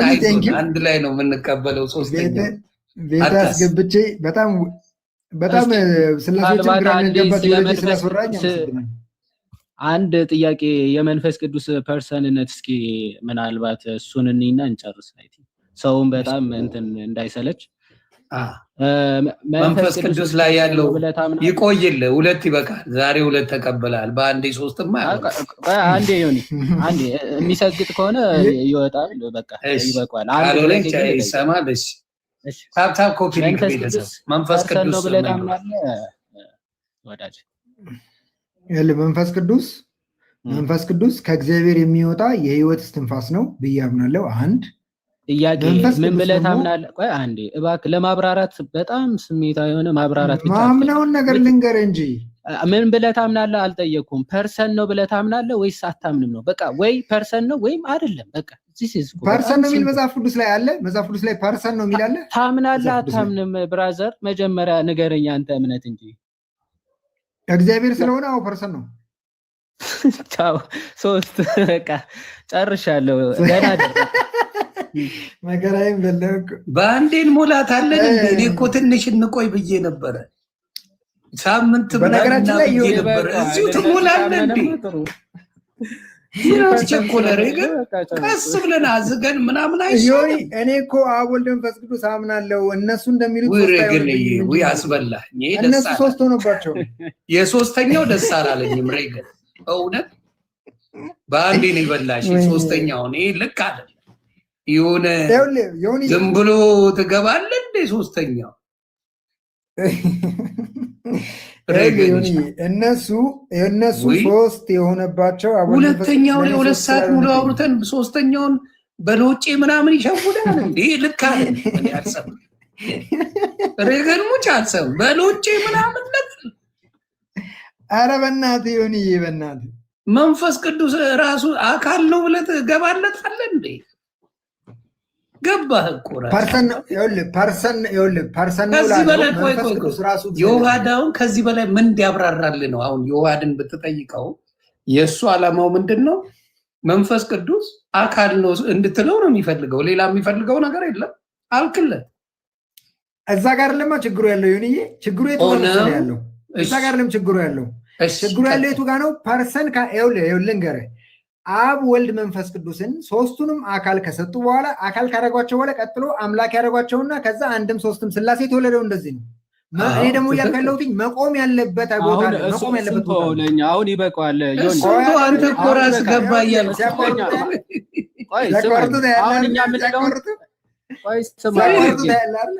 እኔ 3ኛው ላይ ፈጠንክብኝ። በእውነት ደስ አላለኝ። የእኛ ማብራራቱን 3 ፐርሰንስ ብለህ አመንክ ማይ ብራዘር። ከዚህ የተለየ 3 ዲስቲንክት ፐርሰንስ አሉ ብለን እናምናለን። 3 አምላክ ብለን እኔ 3 ዲስቲንክት ፐርሰን አላልኩም። ኧረ በለው አሁን እኮ ቆይ ስማኝ። መንፈስ ቅዱስ ራሱ አምላክ ስለሆነ ፐርሰን ነው ብለኛል። አብ ራሱ ፐርሰን ነው ብለኛል። የአብ ክንድ የተባለው ክርስቶስ ራሱ ፐርሰን ነው ብለኛል። ክርስቶስን አመልካለሁ ብለሃል፣ ወይም የአብ ክንድ የሆነውን አመልከዋለሁ ብለሃል። አብን አመልካለሁ ብለሃል። መንፈስ ቅዱስንም ታመልካለሁ ፎር ዛት ማተር ማለት። ስለዚህ 3 ፐርሰንስ አሉ ብለሃል። 3 ፐርሰንስ በት ዋን ጋድ ሄድ አንድ መለኮት ብለህ ነው የምታመልከው። ቻው። እኛም ከዚህ አካል አሁን የሚመስላቸው ሳስበው እጅ፣ እግር፣ ጣት እንደዚህ አይነት ነገሮች ናቸው እነሱ የሚያስቡት ማለት ነው። ኦኬ ጣት፣ እጅ፣ እግር ምናምን አለው። እንደዛ አይደለም። ባይዘው አካል ስንል በእንግሊዘኛው ቦዲ ኤንድ ፐርሰን ተብሎ ይለያል። ፐርሰን ኤንድ ባዲ የተለያዩ ናቸው። አካል ነው 3 አካላት አሉ ስንል ፐርሰንስ እያለን እንጂ በጭራሽ ቦዲ ወይም ደግሞ የአካል ክፍል ምናምን እንደዛ እያለን አይደለም ማለት። 3 ፐርሰንስ ናቸው ስንል አብ ራሱ እኔ ቆይ አሁን ሚዩት አድርገው አንዴ እንስማውና ተገልጽለታል። ያ አብ ራሱ እኔ ማለት ይችላል። ወልድ ራሱ እኔ ይላል። እኔ የሚል ማንነት አለው፣ ምንነት አለው ማለት። ኦኬ መንፈስ ቅዱስም እንደዚያ እኔ ብሎ ይናገራል። ከዛ ደግሞ ከሰዎችም ጋር ይነጋገራል። ፐርሰን ካልሆነ እኔነት ከሌለው በስተቀር ከአካላት ጋር ሊነጋገር አይችልም። ኦኬ ለምሳሌ መንፈስ ቅዱስን ሲናገር ተመልክተነዋል። ሰዎችን ሲያናገር ተመልክተነዋል። ወልድም እንደዚያው ወይም ደግሞ ክርስቶስ የእግዚአብሔር ክንዱ ይባላል። ባይዘው የእግዚአብሔር ክንድ፣ የእግዚአብሔር ቃል፣ የእግዚአብሔር ጥበብ፣ የእግዚአብሔር ኃይሉ ተብሎ ክርስቶስ ይነገርለታል። ኦኬ ምንም ችግር የለውም።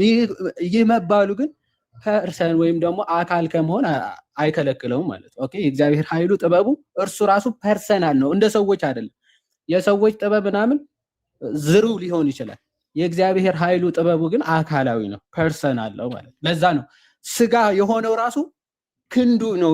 የኔ አሁን ተለይቶ ከኔ ማለት ከኔ ተለይቶ ምንም ሌላ ነገር ሊሆን አይችልም፣ ሌላ ነገር ሊሰራ አይችልም። ስለ ክንድ ስናወራ የእግዚአብሔር አብ ክንዱ ግን ወልድ ኢየሱስ ክርስቶስ እኔ ማለት ይችላል። ፕላስ ደግሞ በዛ በተለየ አካሉ ደግሞ ሰው ሆኗል፣ ራሱስ እንደመሰከረው ማለት ነው። ረጌ እንደተናገረው ክንዱ ነው ሰው የሆነው ብሏል።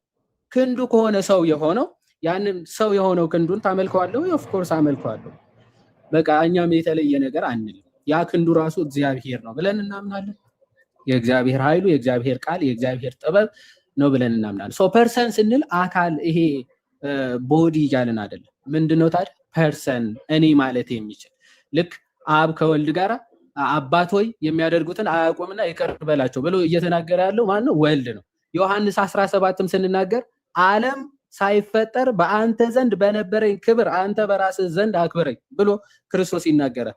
ዓለም ከመፈጠሩ በፊት በአንተ ዘንድ ነበርኩኝ እያለ በአንተ ዘንድ በነበረኝ ክብር ደግሞ አንተ በራስህ አክብረኝ ይላል። ክርስቶስ ራሱ ማለት ስለዚህ ዓለም ከመፈጠሩ በፊት ራሱ በአብ ዘንድ በክብር የነበረ ነው። ለዛ ነው ጋዲ ቅድም ፊልጵስዩስ መልእክት ምዕራፍ 2 ሲያነሳለት መመለስ ያቃተው። ፊልጵስዩስ መልእክቱ ምዕራፍ 2 ሐዋርያ ቅዱስ ጳውሎስ የክርስቶስን ትህትና ተመልከቱ ይልና ምን ይላል? እርሱ በእግዚአብሔር መልክ ሲኖር ሳለ ነው የሚለው። being in the image in the form of God ነው የሚለው። actually in the form መልክ ሲባል በአብ ባህሪ ወይም ደግሞ በአብ መለኮታዊ ባህሪ አካል ሳለ ነው የሚለው። ስለዚህ እርሱ በእግዚአብሔር መልክ ሲኖር ሳለ ከእግዚአብሔር ጋር መተካከል መቀማት እንደሚገባ ነገር አልቆጠረውም ሲል ኦኬ ከአብ ጋር መተካከሉን እኩልነቱን ሰው ሲሆን አላጣውም። የሚያጣው ነገር አይደለም። አጣዋለሁ ብሎ አልሰጋም ማለት መተካከልን ነው የሚለው። ከአብ ጋር ከእግዚአብሔር ጋር መተካከል መቀማት እንደሚገባ ነገር አልቆጠረውም ሲል ሰው ሲሆን ከአብ ጋር የነበረው ክብሩ መለኮታዊ ባህሩ አላጣውም ማለት ምን አደረገ ግን? ነገር ግን የባሪያን መልክ ይዞ ይላል። ያ በአብ መልክ የነበረው ከአብ ጋር በባህሪ አንድ የሆነው ኢየሱስ ክርስቶስ ወልድ ልጁ ማለት ነው ሰው ሆነ። ሰው ሲሆን ግን መለኮታዊ ባህሪ ከአብ ጋር መተካከሉን ግን አላጣው ወይም ደግሞ እንደሚቀማ ነገር አልቆጠረው። አይቀማማ የባህሪ ገንዘቡ ስለሆነ። ለምሳሌ የባህሪ ያልሆነ ነገር ልትቀማ ልትወሰድ ትችላለህ። ለምሳሌ ልብስ ባህሪ አይደለም፣ ልቀማ ላጣው ምናምን ይችላል። ሰውነት ግን እኔ ሰው ነኝ፣ ሰውነቴ ምንም ብሆን ብታመም በወድቅ ብነሳ ምናምን እንደዚህ አይነት ነገሮች ባህሪ ከሆኑ አትቀማም፣ የሚወስድብህ የለም ማለት። ልክ እንደዚያ ወልድም የአብ የባህሪ ልጁ አምላክ ስለሆነ አምላክነት ባህሪው ስለሆነ እንደ መቀማት ነገር አልቆጠረውም ማለት። መተካከሉን መቀማት እንደሚገባ ነገር አልቆጠረውም። ምን ሰው ሲሆን ያጣው ምናምን ብለው የሚናገሩ ስላሉ ማለት። ነገር ግን የባሪያን መልክ ይዞ በሰው ምሳሌ ሆኖ ራሱን ባዶ አደረገ። በቃ ያ እግዚአብሔር የነበረው ራሱ ባዶ አድርጎ የሰውን ባህሪ የሰውን የባሪያውን መልክ ይዞ መጣ እያለ። ስለዚህ ኤክስፕሊሲትሊ በግልጽ እንደሚናገረው እርሱ በእግዚአብሔር መልክ ሲኖር ሳለ ብሎ በእግዚአብሔር በአብ መልክ በአብ ባህሪ ሲኖር እንደነበር አስቀድሞ በግልጽ ይናገራል። ያ በእግዚአብሔር መልክ ሲኖር የነበረው ልጁ ደግሞ የማን ስጋን ያዘ? የባሪያውን ስጋ መልክ ያዘ ብሎ በግልጽ ይናገራል። ስለዚህ ከዚህ አንጻር መጽሐፍ ቅዱስን ከተረዳ ነው 3 አካላት ወይም ደግሞ 3 ፐርሰንስ አሉ። ግን መለኮታዊ በመለኮት በአምላክነት በመመለክ በመፍጠር በመግዛት ግን 3 የተለያዩ አማልክት አይባሉ በጭራሽ አይባሉ። ከዚህ አንጻር ነው የምናየው። አይ ቲንክ ይሄንን የመጽሐፍ ቅዱስ ሐሳብ እሱን ካልክ አሁን እኔ ደግሞ ትንሽ ደቂቃ እንደዚህ ትሰሙኛላችሁ ማለት ነው። ለምን ክሊር ዲስቲንክት እንደሆነ ትምህርቱ እንዲለይ ስለፈለኩኝ ማለት ነው። ምንድነው መጽሐፍ ቅዱሱ ትምህርቱ መሰረት ያለው ትምህርት ነው የሚናገረው። አሁን ይሄ ያልከኝ ነገር ቆንጆ ኤክስፕላኔሽን አድርጋለኝ። ቆንጆ ያልከኝ ነገር ይሄን ነገር ይዘህ ግን የት ነው መሰለህ አንተ የምትወስደኝ? ስላሴ ነህን ልትለኝ ነው የምትወስደኝ አንተ። አሁን እዚህ ጋር ያለው እንትኑ ፖይንቱ እኔ ደግሞ ከዘዳግም 6:4 ጀምሮ ከዘጸአት ጀምሮ መሰረት ያለው ትምህርት ነው የምናገረው። ሲሪየስሊ ሲንሰርሊ አዳምጡኝ። ዘዳግም 6:4 ላይ ምን ይላል? እስራኤል ሆይ ስማ አምላካችን እግዚአብሔር አንድ እግዚአብሔር ነው። ስለዚህ 3 ፐርሰኖች አምጥቼ 3ቱንም እግዚአብሔር ማድረግ አልችልም። ከዘዳግም ጀምሮ ያለውን መሰረት ያለው ትምህርት ምንድን ነው የሚለው? መጀመሪያ እግዚአብሔር አንድ ነው ብሎ ይነግራል። ከዛ ኢሳይያስ ላይ ስትሄድ እግዚአብሔር እኔ መድኃኒትህ ነኝ እቤዥሃለሁ ብሎ ይናገራል። ለማሳጠር ነው ጥቅሶቹን አልከፍቶም። እቤዥሃለሁ ብሎ እግዚአብሔር በደሙ እንደሚገዛ ይናገራል። ኢሳይያስ 25 ላይ የሰራዊት ጌታ እግዚአብሔር ለሕዝብ ሁሉ ታላቅ የሰባ ፍሪዳ ግብዣ ያደርጋል ብሎ ስለ ቀራኒው ራሱ እግዚአብሔር በቀራኒው ላይ ስለሚያደርገው ነገር ይነግረኛል ኢሳይያስ ላይ። እዛው ኢሳይያስ መጽሐፍ ላይ ሳንወጣ ደግሞ መጥቶ እግዚአብሔር በመካከላችን እንደሚኖር ዘካርያስ ላይ በመካከላችን እንደሚኖር መጥቼ በመካከልሽ እኖራለሁና የጽዮን ልጅ ሆይ ደስ ይበልሽ ይላል። እዛው ኢሳይያስ ላይ እነሆ ድንግል ጸንሳለች ብሎ አምላክ እንደሚደክም ይናገራል። አንድ አምላክን ይዤ ነው አሁን ይህን ማውራለን። አንዱ አምላክ ወደ ምድር እንደሚመጣ አስቀድሞ ነግሮኛል። እንደሚቤዠኝ አስቀድሞ ነግሮኛል። በመስቀል ላይ እንደሚሞትልኝ አስቀድሞ ነግሮኛል። ይሄ አንዱ አምላክ አማኑኤል እንደሚሆን አስቀድሞ ነግሮኛል። ከዛ መጣ፣ ዘመኑ ደረሰ። ዘመኑ ሲደርስ ቅዱስ ገብርኤል ወደ ቅድስት ድንግል ማርያም መጣና አበሰራት። ሲያበስራት ምንድን ነው ያላት? ንግሩ ከአንቺ የሚወለደው ቅዱሱ የእግዚአብሔር ልጅ ይባላል አለ። አስቀድሞ ግን እግዚአብሔር ነግሮኛል። ምን ነግሮኛል? ከእኔ በቀር ሌሎች አማልክት አይሁኑልህ ብሎ ከእኔ በፊት አምላክ አልተሰራም ከእኔም በኋላ አይሆንም ብሎኛል። ስለዚህ እዚህ ከቅድስት ድንግል ማርያም የተወለደው ከእኔ በፊት አምላክ አልተሰራም የሚል የቀድሞ ትእዛዝ ስላለኝ ይሄኛው ወይ የቀድሞ አምላክ ነው አምላክ ነኝ ካለ ኢየሱስ ክርስቶስ ማለት ነው፣ ወይም ደግሞ አምላክ አይደለም። ስለዚህ እኔ አሁን በዛ መሰረት ነው የምሄደው፣ በጥንቱ ትእዛዝ መሰረት ነው የምሄደው። አምላካችን እግዚአብሔር ስንት ነው? አንድ እግዚአብሔር ነው። በጣም ጥሩ። ከዛ መጣ ኢየሱስ ክርስቶስ መጣና ኢየሱስ ክርስቶስ ሲጸልይ ያየሁትኝ፣ ሲጸልይ አባቴ ብሎ ሲጸልይ ያየሁትኝ። አሁን እንደ ሰው ከሆነ አባቱ ላይ ነው፣ ሁለት አካል ናቸው ዳይሬክት ማለት ይችላሉ። ግን ቀድሞ ምን ተነግሮኛል? እስራኤል ሆይ ስማ አምላካችን እግዚአብሔር አንድ እግዚአብሔር ነው። ለምን? ከባድ ነገር ስለሚመጣ ነው። በነገራችን ላይ ኢሳይያስ ትንቢተ ኢሳይያስ ምዕራፍ 8 ላይም ያንን ያስጠነቅቃል። የሰራዊት ጌታ እግዚአብሔር ለመቅደስ ይሆናል፣ የዛን ጊዜ ይሰናከሉበታል የሚል ጥቅስ አለ። ለመቅደስ ሲሆን ምን ማለት ነው? ለመቅደስ ማለት እግዚአብሔር በብሉይ ኪዳን ይገለጥ የነበረው በሰለሞን ቤተ መቅደስ ውስጥ ነው። በአዲስ ኪዳን እግዚአብሔር በክርስቶስ ተገለጠ። አሁን አብ በወልድ ተገልጧል። አንደኛው ትምህርት ይሄ ነው። ሁለተኛው ትምህርት ምንድን ነው? እኔ 2 ፐርሰን አድርጌያቸው አንዱ ወደ አንዱ ይጸልያል። አብም ለብቻው አምላክ ነው እዚህ ጋር እኔ ብሏል። ወልድም ለብቻው አምላክ ነው እዚህ ጋር እኔ ብሏል። መንፈስ ቅዱስም እዚህ ጋር አምላክ ነው ለብቻው እኔ ብሏል የሚለውን እንዳልል የሚከለክለኝ ማን ነው? መሰረቱ። የነቢያት ትምህርት ወደኋላ ይከለክለኛል። ኢየሱስ ክርስቶስን በተጠየቀ ጊዜ ማርቆስ ወንጌል ላይ ምንድን ያለው? ጌታ አምላካችን አንድ ጌታ ነው ብሎ ነው የመለሰላቸው። ይሁዳ መጨረሻ ላይም ካያችሁ ብቻውን ያለውን ኢየሱስ ክርስቶስን ይክዳሉ ነው የሚለው። መጽሐፍ ቅዱሱ አንድ ነው ብቻውን ነው አንድ ነው ብቻውን ነው እያለኝ ምን ያሳየኛል? አሰራርን ግን ያሳየኛል። ምን ያሳየኛል? አብ ወልድ መንፈስ ቅዱስን ያሳየኛል። ስለዚህ ከዚህ በመሰረቱ መሰረት ምንድን ነው የምንረዳው? አብ ወልድ መንፈስ ቅዱስ ማለት የአንዱ እግዚአብሔር ባህሪ ነው እንጂ 3 ራሳቸውን የቻሉ የሚነጋገሩ አማልክት ናቸው ብዬ ወደ ስላሴ ትምህርት አልሄድም። አየህ አሁን እዚህ ጋር ነው ፖይንቱ ያለው ማለት ነው። እኔ አብ ወልድ መንፈስ ቅዱስ አንድ አምላክ ብዬ ነው ማለት። አሪፍ ፖይንት ነው። አንድ አካል ነው። በጣም ሰማውና እስቲ ማቴዎስ 7:21 ጀምሮ አንብብልኝ። ምን ላንብብልህ? ማቴዎስ 7:21 ለምሳሌ እሺ፣ ኤፌሶን ማቴዎስ 7 አላልኩም፣ ማቴዎስ ነው ያልኩህ አባ። ማቴዎስ 7:21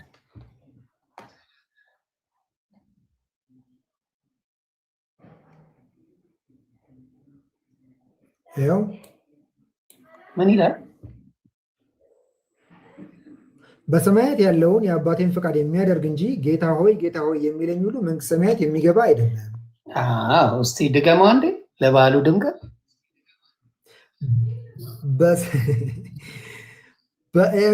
ዮኒ አንተ እኮ እዚህ ጋር ያለው ነገር ስላልተረዳልኝ ነው። በሰማያት እኔ አልተረዳው። አንብበው። አንተ ጎበዝ ተረጂ ነህ፣ በጣም ብቃት ያለ እና አንብበው እስቲ መጽሐፍ ቅዱሱ ምን ይላል?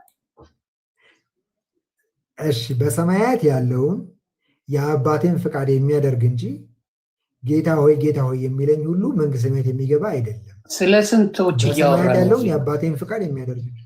ስለ ስንቶቹ ነው እዚህ ጋር የሚያወራው? ስለ አንዱ እግዚአብሔር ነው። እንዴት እንደሆነ ላሳይህ። ይሄን ኢየሱስ ክርስቶስ ስለ አባቱ እያወራ ነው እዚህ ጋር አይደል? እዚህ ጋር ወልድ ስለ አብ እያለ ነው። ወልድ ስለ አብ እያወራ ነው ማለት ነው። ወልድና አብ የሉም እኮ አይደለም። ወልድ አካል ነው። ወልድና አብ የሉም አይደለም ነጥቡ። ቆይ ወልድ አካል እንደሆነ ተስማምተናል አይደል ብራዘር? ወልድ አካል ነው። አብ አካል ነው ወይስ አይደለም? አብ መንፈስ ነው። ስለዚህ ራሱን የቻለ የሚያደርግ ነው አይደለ?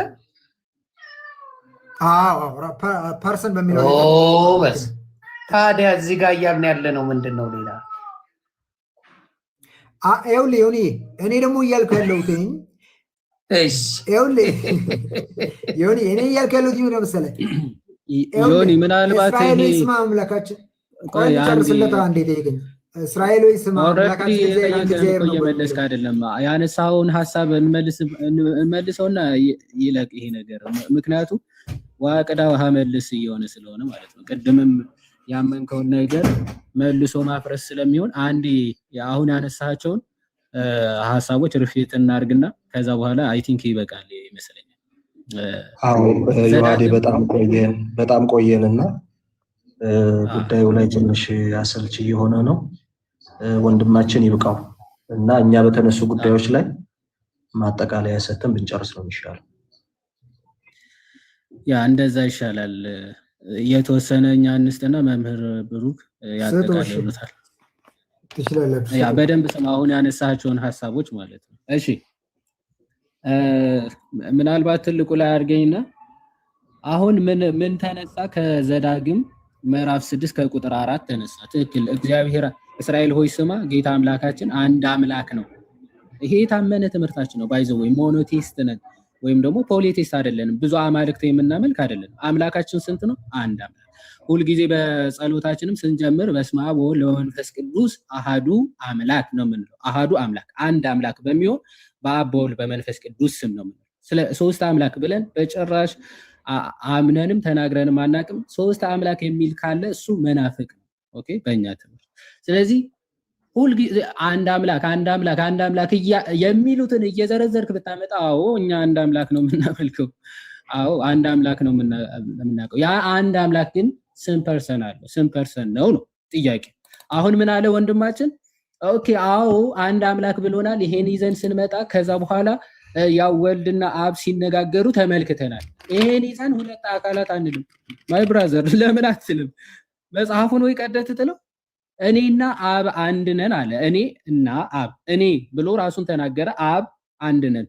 ኦኬ አንድ ነን ብሎ ተናገረ። ግን በምንድነው አንድነታቸው? ለምሳሌ እኔ እና ዮኒ አንድ ነን ካልኩኝ ስለዚህ አንድ ነን እያልኩበት ያለው ሴንስ ሊታወቅ ይገባል ማለት ነው። መቼስ በፐርሰን አንድ ነን ልል እንደማልችል የታወቀ ነው። ምክንያቱም እኔ ብዬ እሱ ካልኩኝ ፐርሰናሊ በፐርሰን ደረጃ አንድ ነን ሊሆን እንደማይችል የታወቀ ነው። እኔና አብ አንድ ነን ብሎ ዮሐንስ ወንጌል ምዕራፍ 10:30 ሲናገር በምንድነው አንድ የሆኑት ብለን አውዱን መመልከት ነው አይደል? ይኸው እኔና አብ አንድ ነን አለ። ኦኬ እኔ ብሏል፣ አብ ብሏል። ከአብ የተለየ አካል መሆኑ በግልጽ የታወቀ ነው። ከአብ የተለየ አካል ነው። ምክንያቱም እኔ አብ ነኝ አይደለም ያለው። የእነዚህ ትምህርት ምን ብለው ነው የሚረዱት? እኔ አብ ነኝ ቢል በቃ የእናንተ ትምህርት ትክክል ይሆን ነበር። መጽሐፉ ግን የሚለው እኔ እና አብ አንድ ነን። በምንድን ነው አንድ የሆኑት? ኦኬ አንድ ነን እያለ ነው። በምን? ይኸው እኔ የዘላለም ሕይወትን እሰጣቸዋለሁ አለ። ለዘላለምም አይጠፉም አለ። ከእጄም ማንም አይነጥቃቸውም አለ። የሰጠኝ አባቴ ከሁሉ ይበልጣል፣ ከአባቴም እጅ ሊነጥቃቸው ማንም አይችልም። ኦኬ ከእኔ እጅ የሚነጥቃቸው የለም። እሺ ከአባቴ እጅም የሚነጥቃቸው የለም። ስለዚህ በኃይል በስልጣን ስለ መለኮት ነው እየተወራ ያለው። ኦኬ ከእጄ ማንም አይነጥቃቸውም፣ ከአባቴም እጅ ማንም አይነጥቃቸውም። አይ የኔና የአብ እጅ አንድ ነው አይደለም ያለው። ከእኔ እጅ ማንም አይነጥቃቸውም፣ ከአባቴም እጅ ማንም አይነጥቃቸውም። ምክንያቱም በኃይል በመለኮት አንድ ስለሆነ ኒልና እኔ በጣም የሚገርመኝ አይሁዶቹ እንኳን ቢያንስ አንደርስታንድ ያደርጉታል የክርስቶስ ንግግር። ምን አለ? አይሁድ ሊወግሩት ደግሞ ድንጋይ አነሱና ኢየሱስ ከአባቴ ብዙ መልካም ስራ አሳየዋችሁ፣ ከአባቴ ከእነርሱ ስለማናቸው ስራ ትወግሩኛላችሁ ብለው መለሰላቸው አለ። አይሁድም ስለ መልካም ስራ አንወግርህም፣ ስለ ስድብ አንተም ሰው ስትሆን ራስን አምላክ ስለማድረግ ነው እንጂ ብለው መለሱ። አምላክ ነኝ እያልክ ነው፣ ከአብ ጋር እኩል ነኝ እያልክ ነው ብለው መለሱለት። ኢየሱስ ግን ያው እኔ እኮ ራሱ አብ ነኝ አይደለም ይላቸው። ኢየሱስም እንዲህ ብሎ መለሰላቸው። ኦኬ ብዙ የእግዚአብሔር ቃል የመጣላቸው እነርሱ አማልክት ከተባሉ የእግዚአብሔር ልጅ ነኝ ስላልኩ እናንተ ደግሞ አብ የቀደሰውን ወደ ዓለምም የላከውን በቃ ይሄ ትምህርታችሁን እዚህ ጋር ዲባንክ ሲያደርገው ክርስቶስ እናንተ አብ ራሱን የመጣው ትላላችሁ፣ ያው ክርስቶስ ግን ልጁን ወደ ዓለም ላከው ነው የሚለው። ይሄው ወደ ዓለም የላከውን ወደ ዓለም የተላከው ልጁ ነው እንጂ ራሱ አብ አይደለም። ኦኬ ስለዚህ ትሳደባለህ የምትሉት የገዛ ልጁ ወደ ዓለም የመጣው የገዛ ልጁን እንዴት ተሳደብክ ትላላችሁ? አምላክ ነኝ ስላልኩ እያለ። ስለዚህ ልጁ ከአብ የተለየ አካል ነው። ከአብ የተለየ ግን አምላክ አይደለም። ከአብ የተለየ አምላክ አይደለም። ከአብ የተለየ ግን አካል ነው። አንደኛ ቆሮንቶስ ምዕራፍ 8 ከቁጥር 4 ጀምሮ እንዲህ ይላል። እንግዲህ ለጣዖት የተሰዋ ስጋ ስለመብላት አለ። አንደኛ ቆሮንቶስ ምዕራፍ 8 ከቁጥር 4 ጀምሮ ጣዖት ሁሉ በዓለም ከንቱ እንደሆነ ከአንዱም በቀር ማንም አምላክ እንደሌለ እናውቃለን ይላል። እሺ መቼም ብዙ አማልክትና ብዙ ጌቶች አሉ። ነገር ግን በሰማይ ሆነ በምድርም ሆነ አማልክት የተባሉ ምንም ቢኖሩ፣ አሁን ስለ አምላክነት አንድ አምላክ ነው ያለው አለ። ያ አንድ አምላክ ግን ማን ነው አለ? ምንም አማልክት የተባሉ ምንም ብዙ ጌቶች የተባሉ ቢኖሩም አለ ለእኛስ ነገር ሁሉ ከእርሱ የሆነ እኛም ለእርሱ የሆንን አንድ አምላክ አብ አለን። አንድ አምላክ አብ አለን። ነገር ሁሉም በእርሱ በኩል የሆነ በማን? በልጁ በኩል ነው ሁሉም ነገር የሆነ። አብ በልጁ በኩል ዓለማትን ፈጥሯል፣ ዓለማትን አስተዳድሯል፣ ዓለማትን አድኗል ማለት ነው። ስለዚህ ሁሉም ከእርሱ ለእርሱ የሆነ አንድ አምላክ ማን አለ? አብ አለን አለና ነገር ሁሉ በእርሱ በኩል የሆነ እኛም በእርሱ በኩል የሆንን አንድ ጌታ ኢየሱስ ክርስቶስ አለን። ስለዚህ አብ እና ወልድ በአካል ዲስቲንክት ወይም ደግሞ የተለያየ በአካል ልዩ እንደሆኑ በግልጽ ይናገራል። መንፈስ ቅዱስም እንደዚህ በአካል የተለየ እንደሆነ ሲናገር ጌታችን ራሱ ዮሐንስ ወንጌል ምዕራፍ 14 አይ ቲንክ ከቁጥር 26 አካባቢ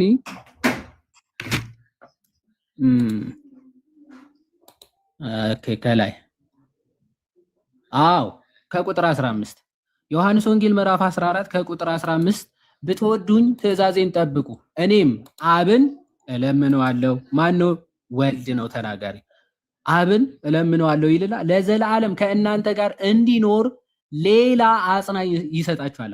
ሌላ አሁን ተመልከቱ፣ ሌላ አጽናኝ ይሰጣችኋል። ማን ነው ተናጋሪ? ክርስቶስ።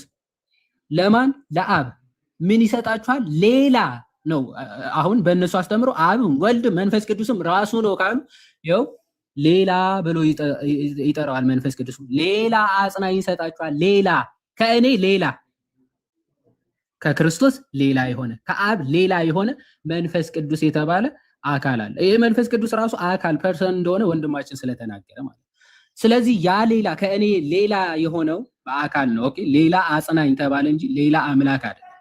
አካልን ነው ሌላ አካል እንደሆነ የሚናገረው እንጂ ሌላ አምላክ እያለ አይደለም። እሺ ስለዚህ ከእናንተ ጋር የሚኖር ሌላ አጽናኝ ይሰጣችኋል ይልና እርሱም ዓለም የማያየውና የማያውቀው ስለሆነ ሊቀበለው የማይቻለው የእውነት መንፈስ ነው። የእውነት መንፈስ ነው። ስለ መንፈስ ቅዱስ ሌላ ከእርሱ ሌላ እንደሆነ ክርስቶስ ራሱ ተናግሯል። የኦንሊ ጂሰስ ትምህርት በዚህ በቃ በክርስቶስ ትምህርት ራሱ ሌላ ብሎ መጥቀሱ ራሱ ሌላ አምላክ እያለ ነው አይደል? ሌላ ፐርሰን እያለ ሌላ አካል መሆኑ በግልጽ ክርስቶስ ራሱ ነው የተናገረው። ኦኬ ፐርሰናል እንደሆነ ብቻ መንፈስ ቅዱስ ራሱ ፐርሰን መሆኑ አንድ ጥቅስ ላሳየና በቃ መምህር እና ወንድሞች እንትን ትሉታላችሁ። ሐዋርያት ሥራ ምዕራፍ 13 ላይ እኔነት እንዳለው እኔ ብሎ መናገር እንደሚችል መንፈስ ቅዱስ እና አምላክ እንደሆነ የእግዚአብሔር ጥልቅ ነገር እንኳን ይመረምራል ተብሎ ተነግሮለታል። የእግዚአብሔርን ነገር በጥልቅ የሚመረምር ባይዘው እግዚአብሔር ብቻ ነው አይደል? ልክ ክርስቶስ ራሱ ሲናገር የአብ የሆነ ሁሉ የእኔ ነው ብሎ እንደተናገረው በአብ ያለው ሁሉ የእኔ ብሎ እንደተናገረው መንፈስ ቅዱስም የእግዚአብሔር ጥልቁ ነገር ጭምር እንኳን ይመረምራል ተብሎ እንደተነገረለት ሐዋርያት ሥራ ምዕራፍ 13 ከቁጥር 2 ጀምሮ ከቁጥር 1 ጀምረን እናንብበው። በአንጾኪያ ባለችው ቤተክርስቲያን ነቢያትና መምህራን ነበሩ። እነርሱም በርናባስ፣ ኔጌር የተባለ ስምዖንም፣ የቀሬናው ሉኪዮስም፣ የአራተኛው ክፍል ገዢ ሄሮድስም፣ ባለሟል ምናሄም፣ ሳውልም ነበሩ ይልና እነዚህም ጌታን ሲያመልኩና ሲጾሙ መንፈስ ቅዱስ አለ። ኦኬ ጌታን እያመለኩና ሲያመልኩና ሲጾሙ ምን አለ? ኦኬ እንዲህ አለ፣ በርናባስን እና ሳውልን ለጠራዋቸው ስራ ለዩልኝ አለ ይላል። ማን ነው እየተናገረ ያለው? መንፈስ ቅዱስ። ይኸው መንፈስ እንዲህ አለ፣ መንፈስ ቅዱስ እንዲህ ብሎ ተናገረ። ምን አለ? በርናባስን እና ሳውልን ለጠራዋቸው ስራ ለዩልኝ አለ። መንፈስ ቅዱስ እየተናገረ ለዩልኝ በርናባስን እና ሳውልን እኔ ብሎ መናገር፣ ለዚህ ለመረጥኳቸው ስራ ለዩልኝ ብሎ መናገር የሚችል ፐርሰን ካልሆነ በስተቀር ምንም ሊሆን አይችልም ማለት። በዚያን ጊዜ ማለት ከጾሙ ከጸለዩ እጃቸውንም ከጫኑ በኋላ አሰናበቷቸው ይላል። እነርሱንም በመንፈስ ቅዱስ ተልከው ወደ ማን? ወደ ሴሌውቂያ ወረዱ። ከዚያም በመርከብ ወደ ቆጵሮስ ሄዱ ይላል። ስለዚህ ምንድነው መንፈስ ቅዱስ ሲልካቸው ለለየኋቸው ዓላማ እነዚህን አምጡልኝ ብሎ መንፈስ ቅዱስ ሲናገር እና ሲልካቸው ትመለከታለህ። if it is not a personal አንድ ፐርሰን ያልሆነ ነገር እንዲያደርጉልኝ እንዲፈልግ ነበር ኦኬ ብሎ በጭራሽ ይናገራቸው። መንፈስ ቅዱስ ለዩልኝ አለ፣ ላካቸው ተብሎ በግልጽ ተነግሯል። መንፈስ ቅዱስ ሌላ አምላክ ነው? በጭራሽ። ሌላ አካል ነው? ትክክል። ክርስቶስ ራሱ ነው የተናገረው። ሌላ አጽናኝ ይሰጣችኋል አብ አለ። ኦኬ አብና እርሱ በአካል የተለያዩ እንደሆነ መንፈስ ቅዱስም ሌላ ብሎ ጠራ። ምንም ወደዚህም ሳትል መጽሐፉን ለተረዳ በቅንነት ለማንበብ ለሚሞክር እና ሐዋርያዊ መረዳቱን ይዞ ለመጣ ሰው በጣም ግልጽ ነው። አባቶችም ሲረዱ ኦኬ አንድ አምላክ ነው ያለው። ስለዚህ ልጁ ምንድነው? አምላክ ነው። ኦፍ ኮርስ አዎ አምላክ ነው። መንፈስ ቅዱስ አምላክ ነው። ስለዚህ ሶስት የተለያዩ አማልክት ናቸው? ሎቱ ስብሐት በጭራሽ አይደል። ኦኬ አብ በእኔ እንዳለ እኔም በአብ እንዳለው ብሎ ክርስቶስ ተናግሯል። ሊነጣጠሉ የማይችሉ ሶስት አካላት ግን አንድ መለኮት አንድ አምላክ እንዳለ እናምናለን። መጽሐፍ ቅዱስም ያንን ይመሰክራል ለማለት ነው። እግዚአብሔር ይስጥልኝ። መምህር ወረዱ በደንብ ሰምቻለሁ። ከሰማ በቃ ጥሩ። የሰማውን በልብህ ያሳድርልህ። ሌላ ጊዜ እንገጥላለን። ያልከውን ነገር በደንብ ሰምቻለሁ። ጥሩ ነው። መጠየቅም ሄዳውን አንተ ማድረግ ያለብን ምንድን ነው? የአንተ አስተማሪዎችም በደንብ ጠይቃቸው፣ በዚህ ጉዳይ ላይ ጠይቃቸው፣ ኤክስፕሌን ያደርጉልህ። ዮኒ እኔ ምንም ግራ የገባኝ ነገር የለም። በደንብ ሰምቼዋለሁ። እሱ ኮንፊውዝድ የሆነው እንዳልኩ እኔ ቅድም ነግሬያቸዋለሁ። ይሄ ትምህርት መጨረሻ ላይ የሚወስደውን አድራሻ ነው እየተነገርኩ ያለው። አስረድቶ አሁን ያዘውና ኮንፊውዝ ይሆንኩ። አሁን ያንተን ትምህርት በጣም የሚያስብ ግን ቆይ ከዛውላ ማን ነው ይሄንን ኦንሊ አንዴ ዮሐንስ ሶሪ ማን ነው ኦንሊ ጂሰስን የመሰረተው? ሬገን እየዘግበኝ እስቲ መቼና እንዴት? አንዴ ኢትዮጵያ ውስጥ ኦንሊ ጂሰስ ስታብሊሽድ የሆነው ቢሾፕ ተክለማርያም ገዛኸኝ በሚባሉ ሰው ናቸው። በሕይወት አሉ? እሳቸውን ነው የሉም አሁን ነፍስ ይማር። እሺ እሳቸው ናቸው ኢትዮጵያ ላይ ያስገቡት።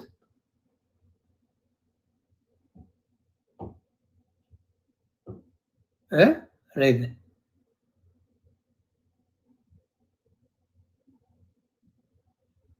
እየደወሉልህ ነው ወይስ ቱታ ነው ያሉት ናቸው? ቄስ ተክሌ ማለት ስጋው የአብ ቱታ ነው ምናምን ብለው የተናገሩት ናቸው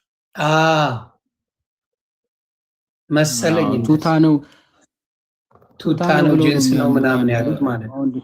እሺ ሬገን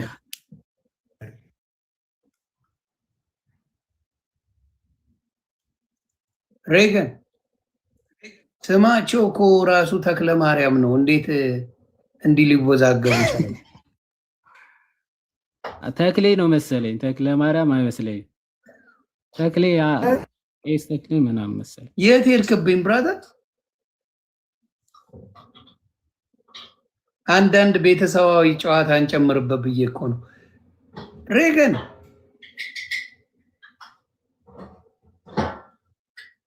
ከዚህ በላይ የሚያስቅ ነገር የለም። ኢየሱስ ይህን ተናግሮ ወደ ሰማይ አይኖቹን አነሳና እንዲህ አለ፣ አባት ሆይ ብሎ ሲናገር ማን ነው አባት ሆይ እያለ ያለው ስትለው አብ ራሱ ነው፣ ራሱን አባት ሆይ እያለ ያለው። ከእንደዚህ አይነት የሚያስቅ ቀልድ በጣም አስቂኝ ከሚባሉ ቤተ እምነቶች እንደ ኦንሊ ጂሰስ የሚያስቅ ትምህርት የለም። አባቶ ያለው አብ ራሱ ከራስ ጋር እኮ ነው የሚያላትም ይውሃል ራስ ትለውና ራሱ ነው የሚያላትም ገባ። በገዛ ቆንጨራ የሚያስመጥ ትምህርት ነው የነሱ ትምህርት። ኦፍ ኮርስ በጣም የሚገርም እኮ አባቶ እያለ ያለው ማን ነው? አብ ነው። ማንን ነው? ራሱን ነው። ሃው ዴም እንዴት ሃው ካም እኮ እና እኔና በአንድ ነን እያለ ሁለት ነገሮችን ነው እንግዲህ። አንድን ነገር መቼም አንድ ነን አይባልም። አይ እንደዚህ ነው። እኔ ምን ያደርግ መሰለ የኔን ኤክስፒሪየንስ ነው የምዘግባችሁ። እግዚአብሔር በሚያውቀው ፈልገው ሳይሆን በእውነተኛ መንገድ እንዳትረዳው የሚያደርግ መንፈስ አለ። ሪል ቶክ ነው ማውራ ይዋድ ፈልገው ሳይሆን እንዳልኩ በዛ መንገድ እንዳትረዳው የሚያደርግ ሌላ መንፈስ እንዳለም ይሄን መገንዘብ ያስፈልጋል። እኔ ያየሁት ነገር ያለ በዛ መንገድ በትክክለኛው መንገድ እንዳትረዳው የሚያደርግ መንፈስ አለ። ስለዚህ በዛ መንገዱ ነው ምን የሚያደርግ ዲያብሎስ የሚወስድ ልክ ነህ ብሎ ነው የሚወስድ እንጂ ተሳስተሃል ብሎ የሚወስድ መንፈስ የለም። ገባ? ስለዚህ እኔ አሁን በነበርኩበት ጊዜ ልክነቴን ነው የማስበው። ስናገርም ካያችሁኝ በጣም አግሬሲቭ በጣም አስቀያሚ ነገር ነበረ። ግን እኔ እንደ ልክና ጀጅመንታል ሆኜ ነው የመጣሁት። ገባ? እንዴት አይረዱኝም የሚል ብስጭትም ይዞ ይመጣል። ለምን ብስጭት ካለ የማን ክርስቶስ የሰላም አባት ገብቷል። የፍቅር አባት የሚያስጨው የሚያስጓራ ነገር የለው። ስለዚህ እዚህ ጋር የሚያመጣል ምንድነው? ልክነ አንተን ይረዱ ጎትታ አምጣ የሚል በጉልበት የምትሄድበት መንገድ እንደሆነ በደንብ አድርጎ ያሳያል። እና የሚያሳዝነኝም ያ ነው ከነሱ የተረዳሁት። በቃ ይሄ ነው። ሌላ ብታመጣ አሁን ለምሳሌ የወይን ግንድ እንደሆነ መጽሐፍ ቅዱስ ስለ ክርስቶስ ይናገራል። ሌላው ቅርንጫፍ እንደሆነ ነው የሚያሳየው። ስለዚህ ቅርንጫፎቹ ጥቅም የላቸውም እያሉ ነው እኮ ፕሪድማች የሚያስተምሩት። የሚሰጣቸው ክብር የሚሰጣቸው ነገሮች በሙሉ አያስፈልግም የሚባል ነገር ነው በጣም ያለው። እና የሚያሳዝነኝ ግን የእነሱ ፓስተሮች ያስፈልጋሉ። ከራሳቸው ጋር መጣላት ማለት ያ ነው። ያንተ ፓስተር እያስፈለገ በክርስቶስ ያሉት አያስፈልጉም ብሎ ማለቱ እጅግ እንትን ይላል። ሌላው እኔ በተረዳው ትልቁ ጸቡ ከመላእክትና ከቅድስት ድንግል ማርያም ጋር መወደዷን ይጠሉታል። ለማስመሰል እንወዳለን ይላሉ። እግዚአብሔር ምስክር። ታዲያ ለምን ትናደዳለህ? ወደድኳት ስትባል ቅድስት ድንግል ማርያም ምን ያናዳል? የምትወዳት ከሆነ እኔም የምወዳት ከሆነ ምን ያናዳል? ገባ? መውደድን እንኳን ለይተው የማያውቁ አምላክ ነች የሚል አለ ትምህርት። ቅድስት ድንግል ማርያም አምላክ ናት የሚል ትምህርት አለ በኦርቶዶክስ? never be never።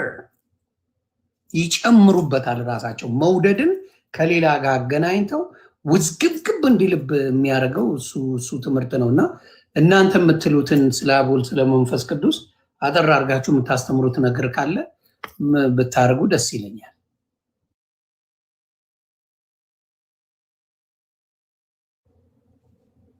ዮሐድ አለ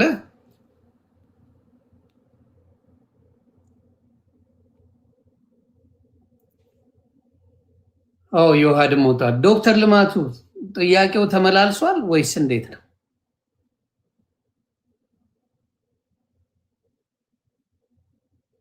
ኦኬ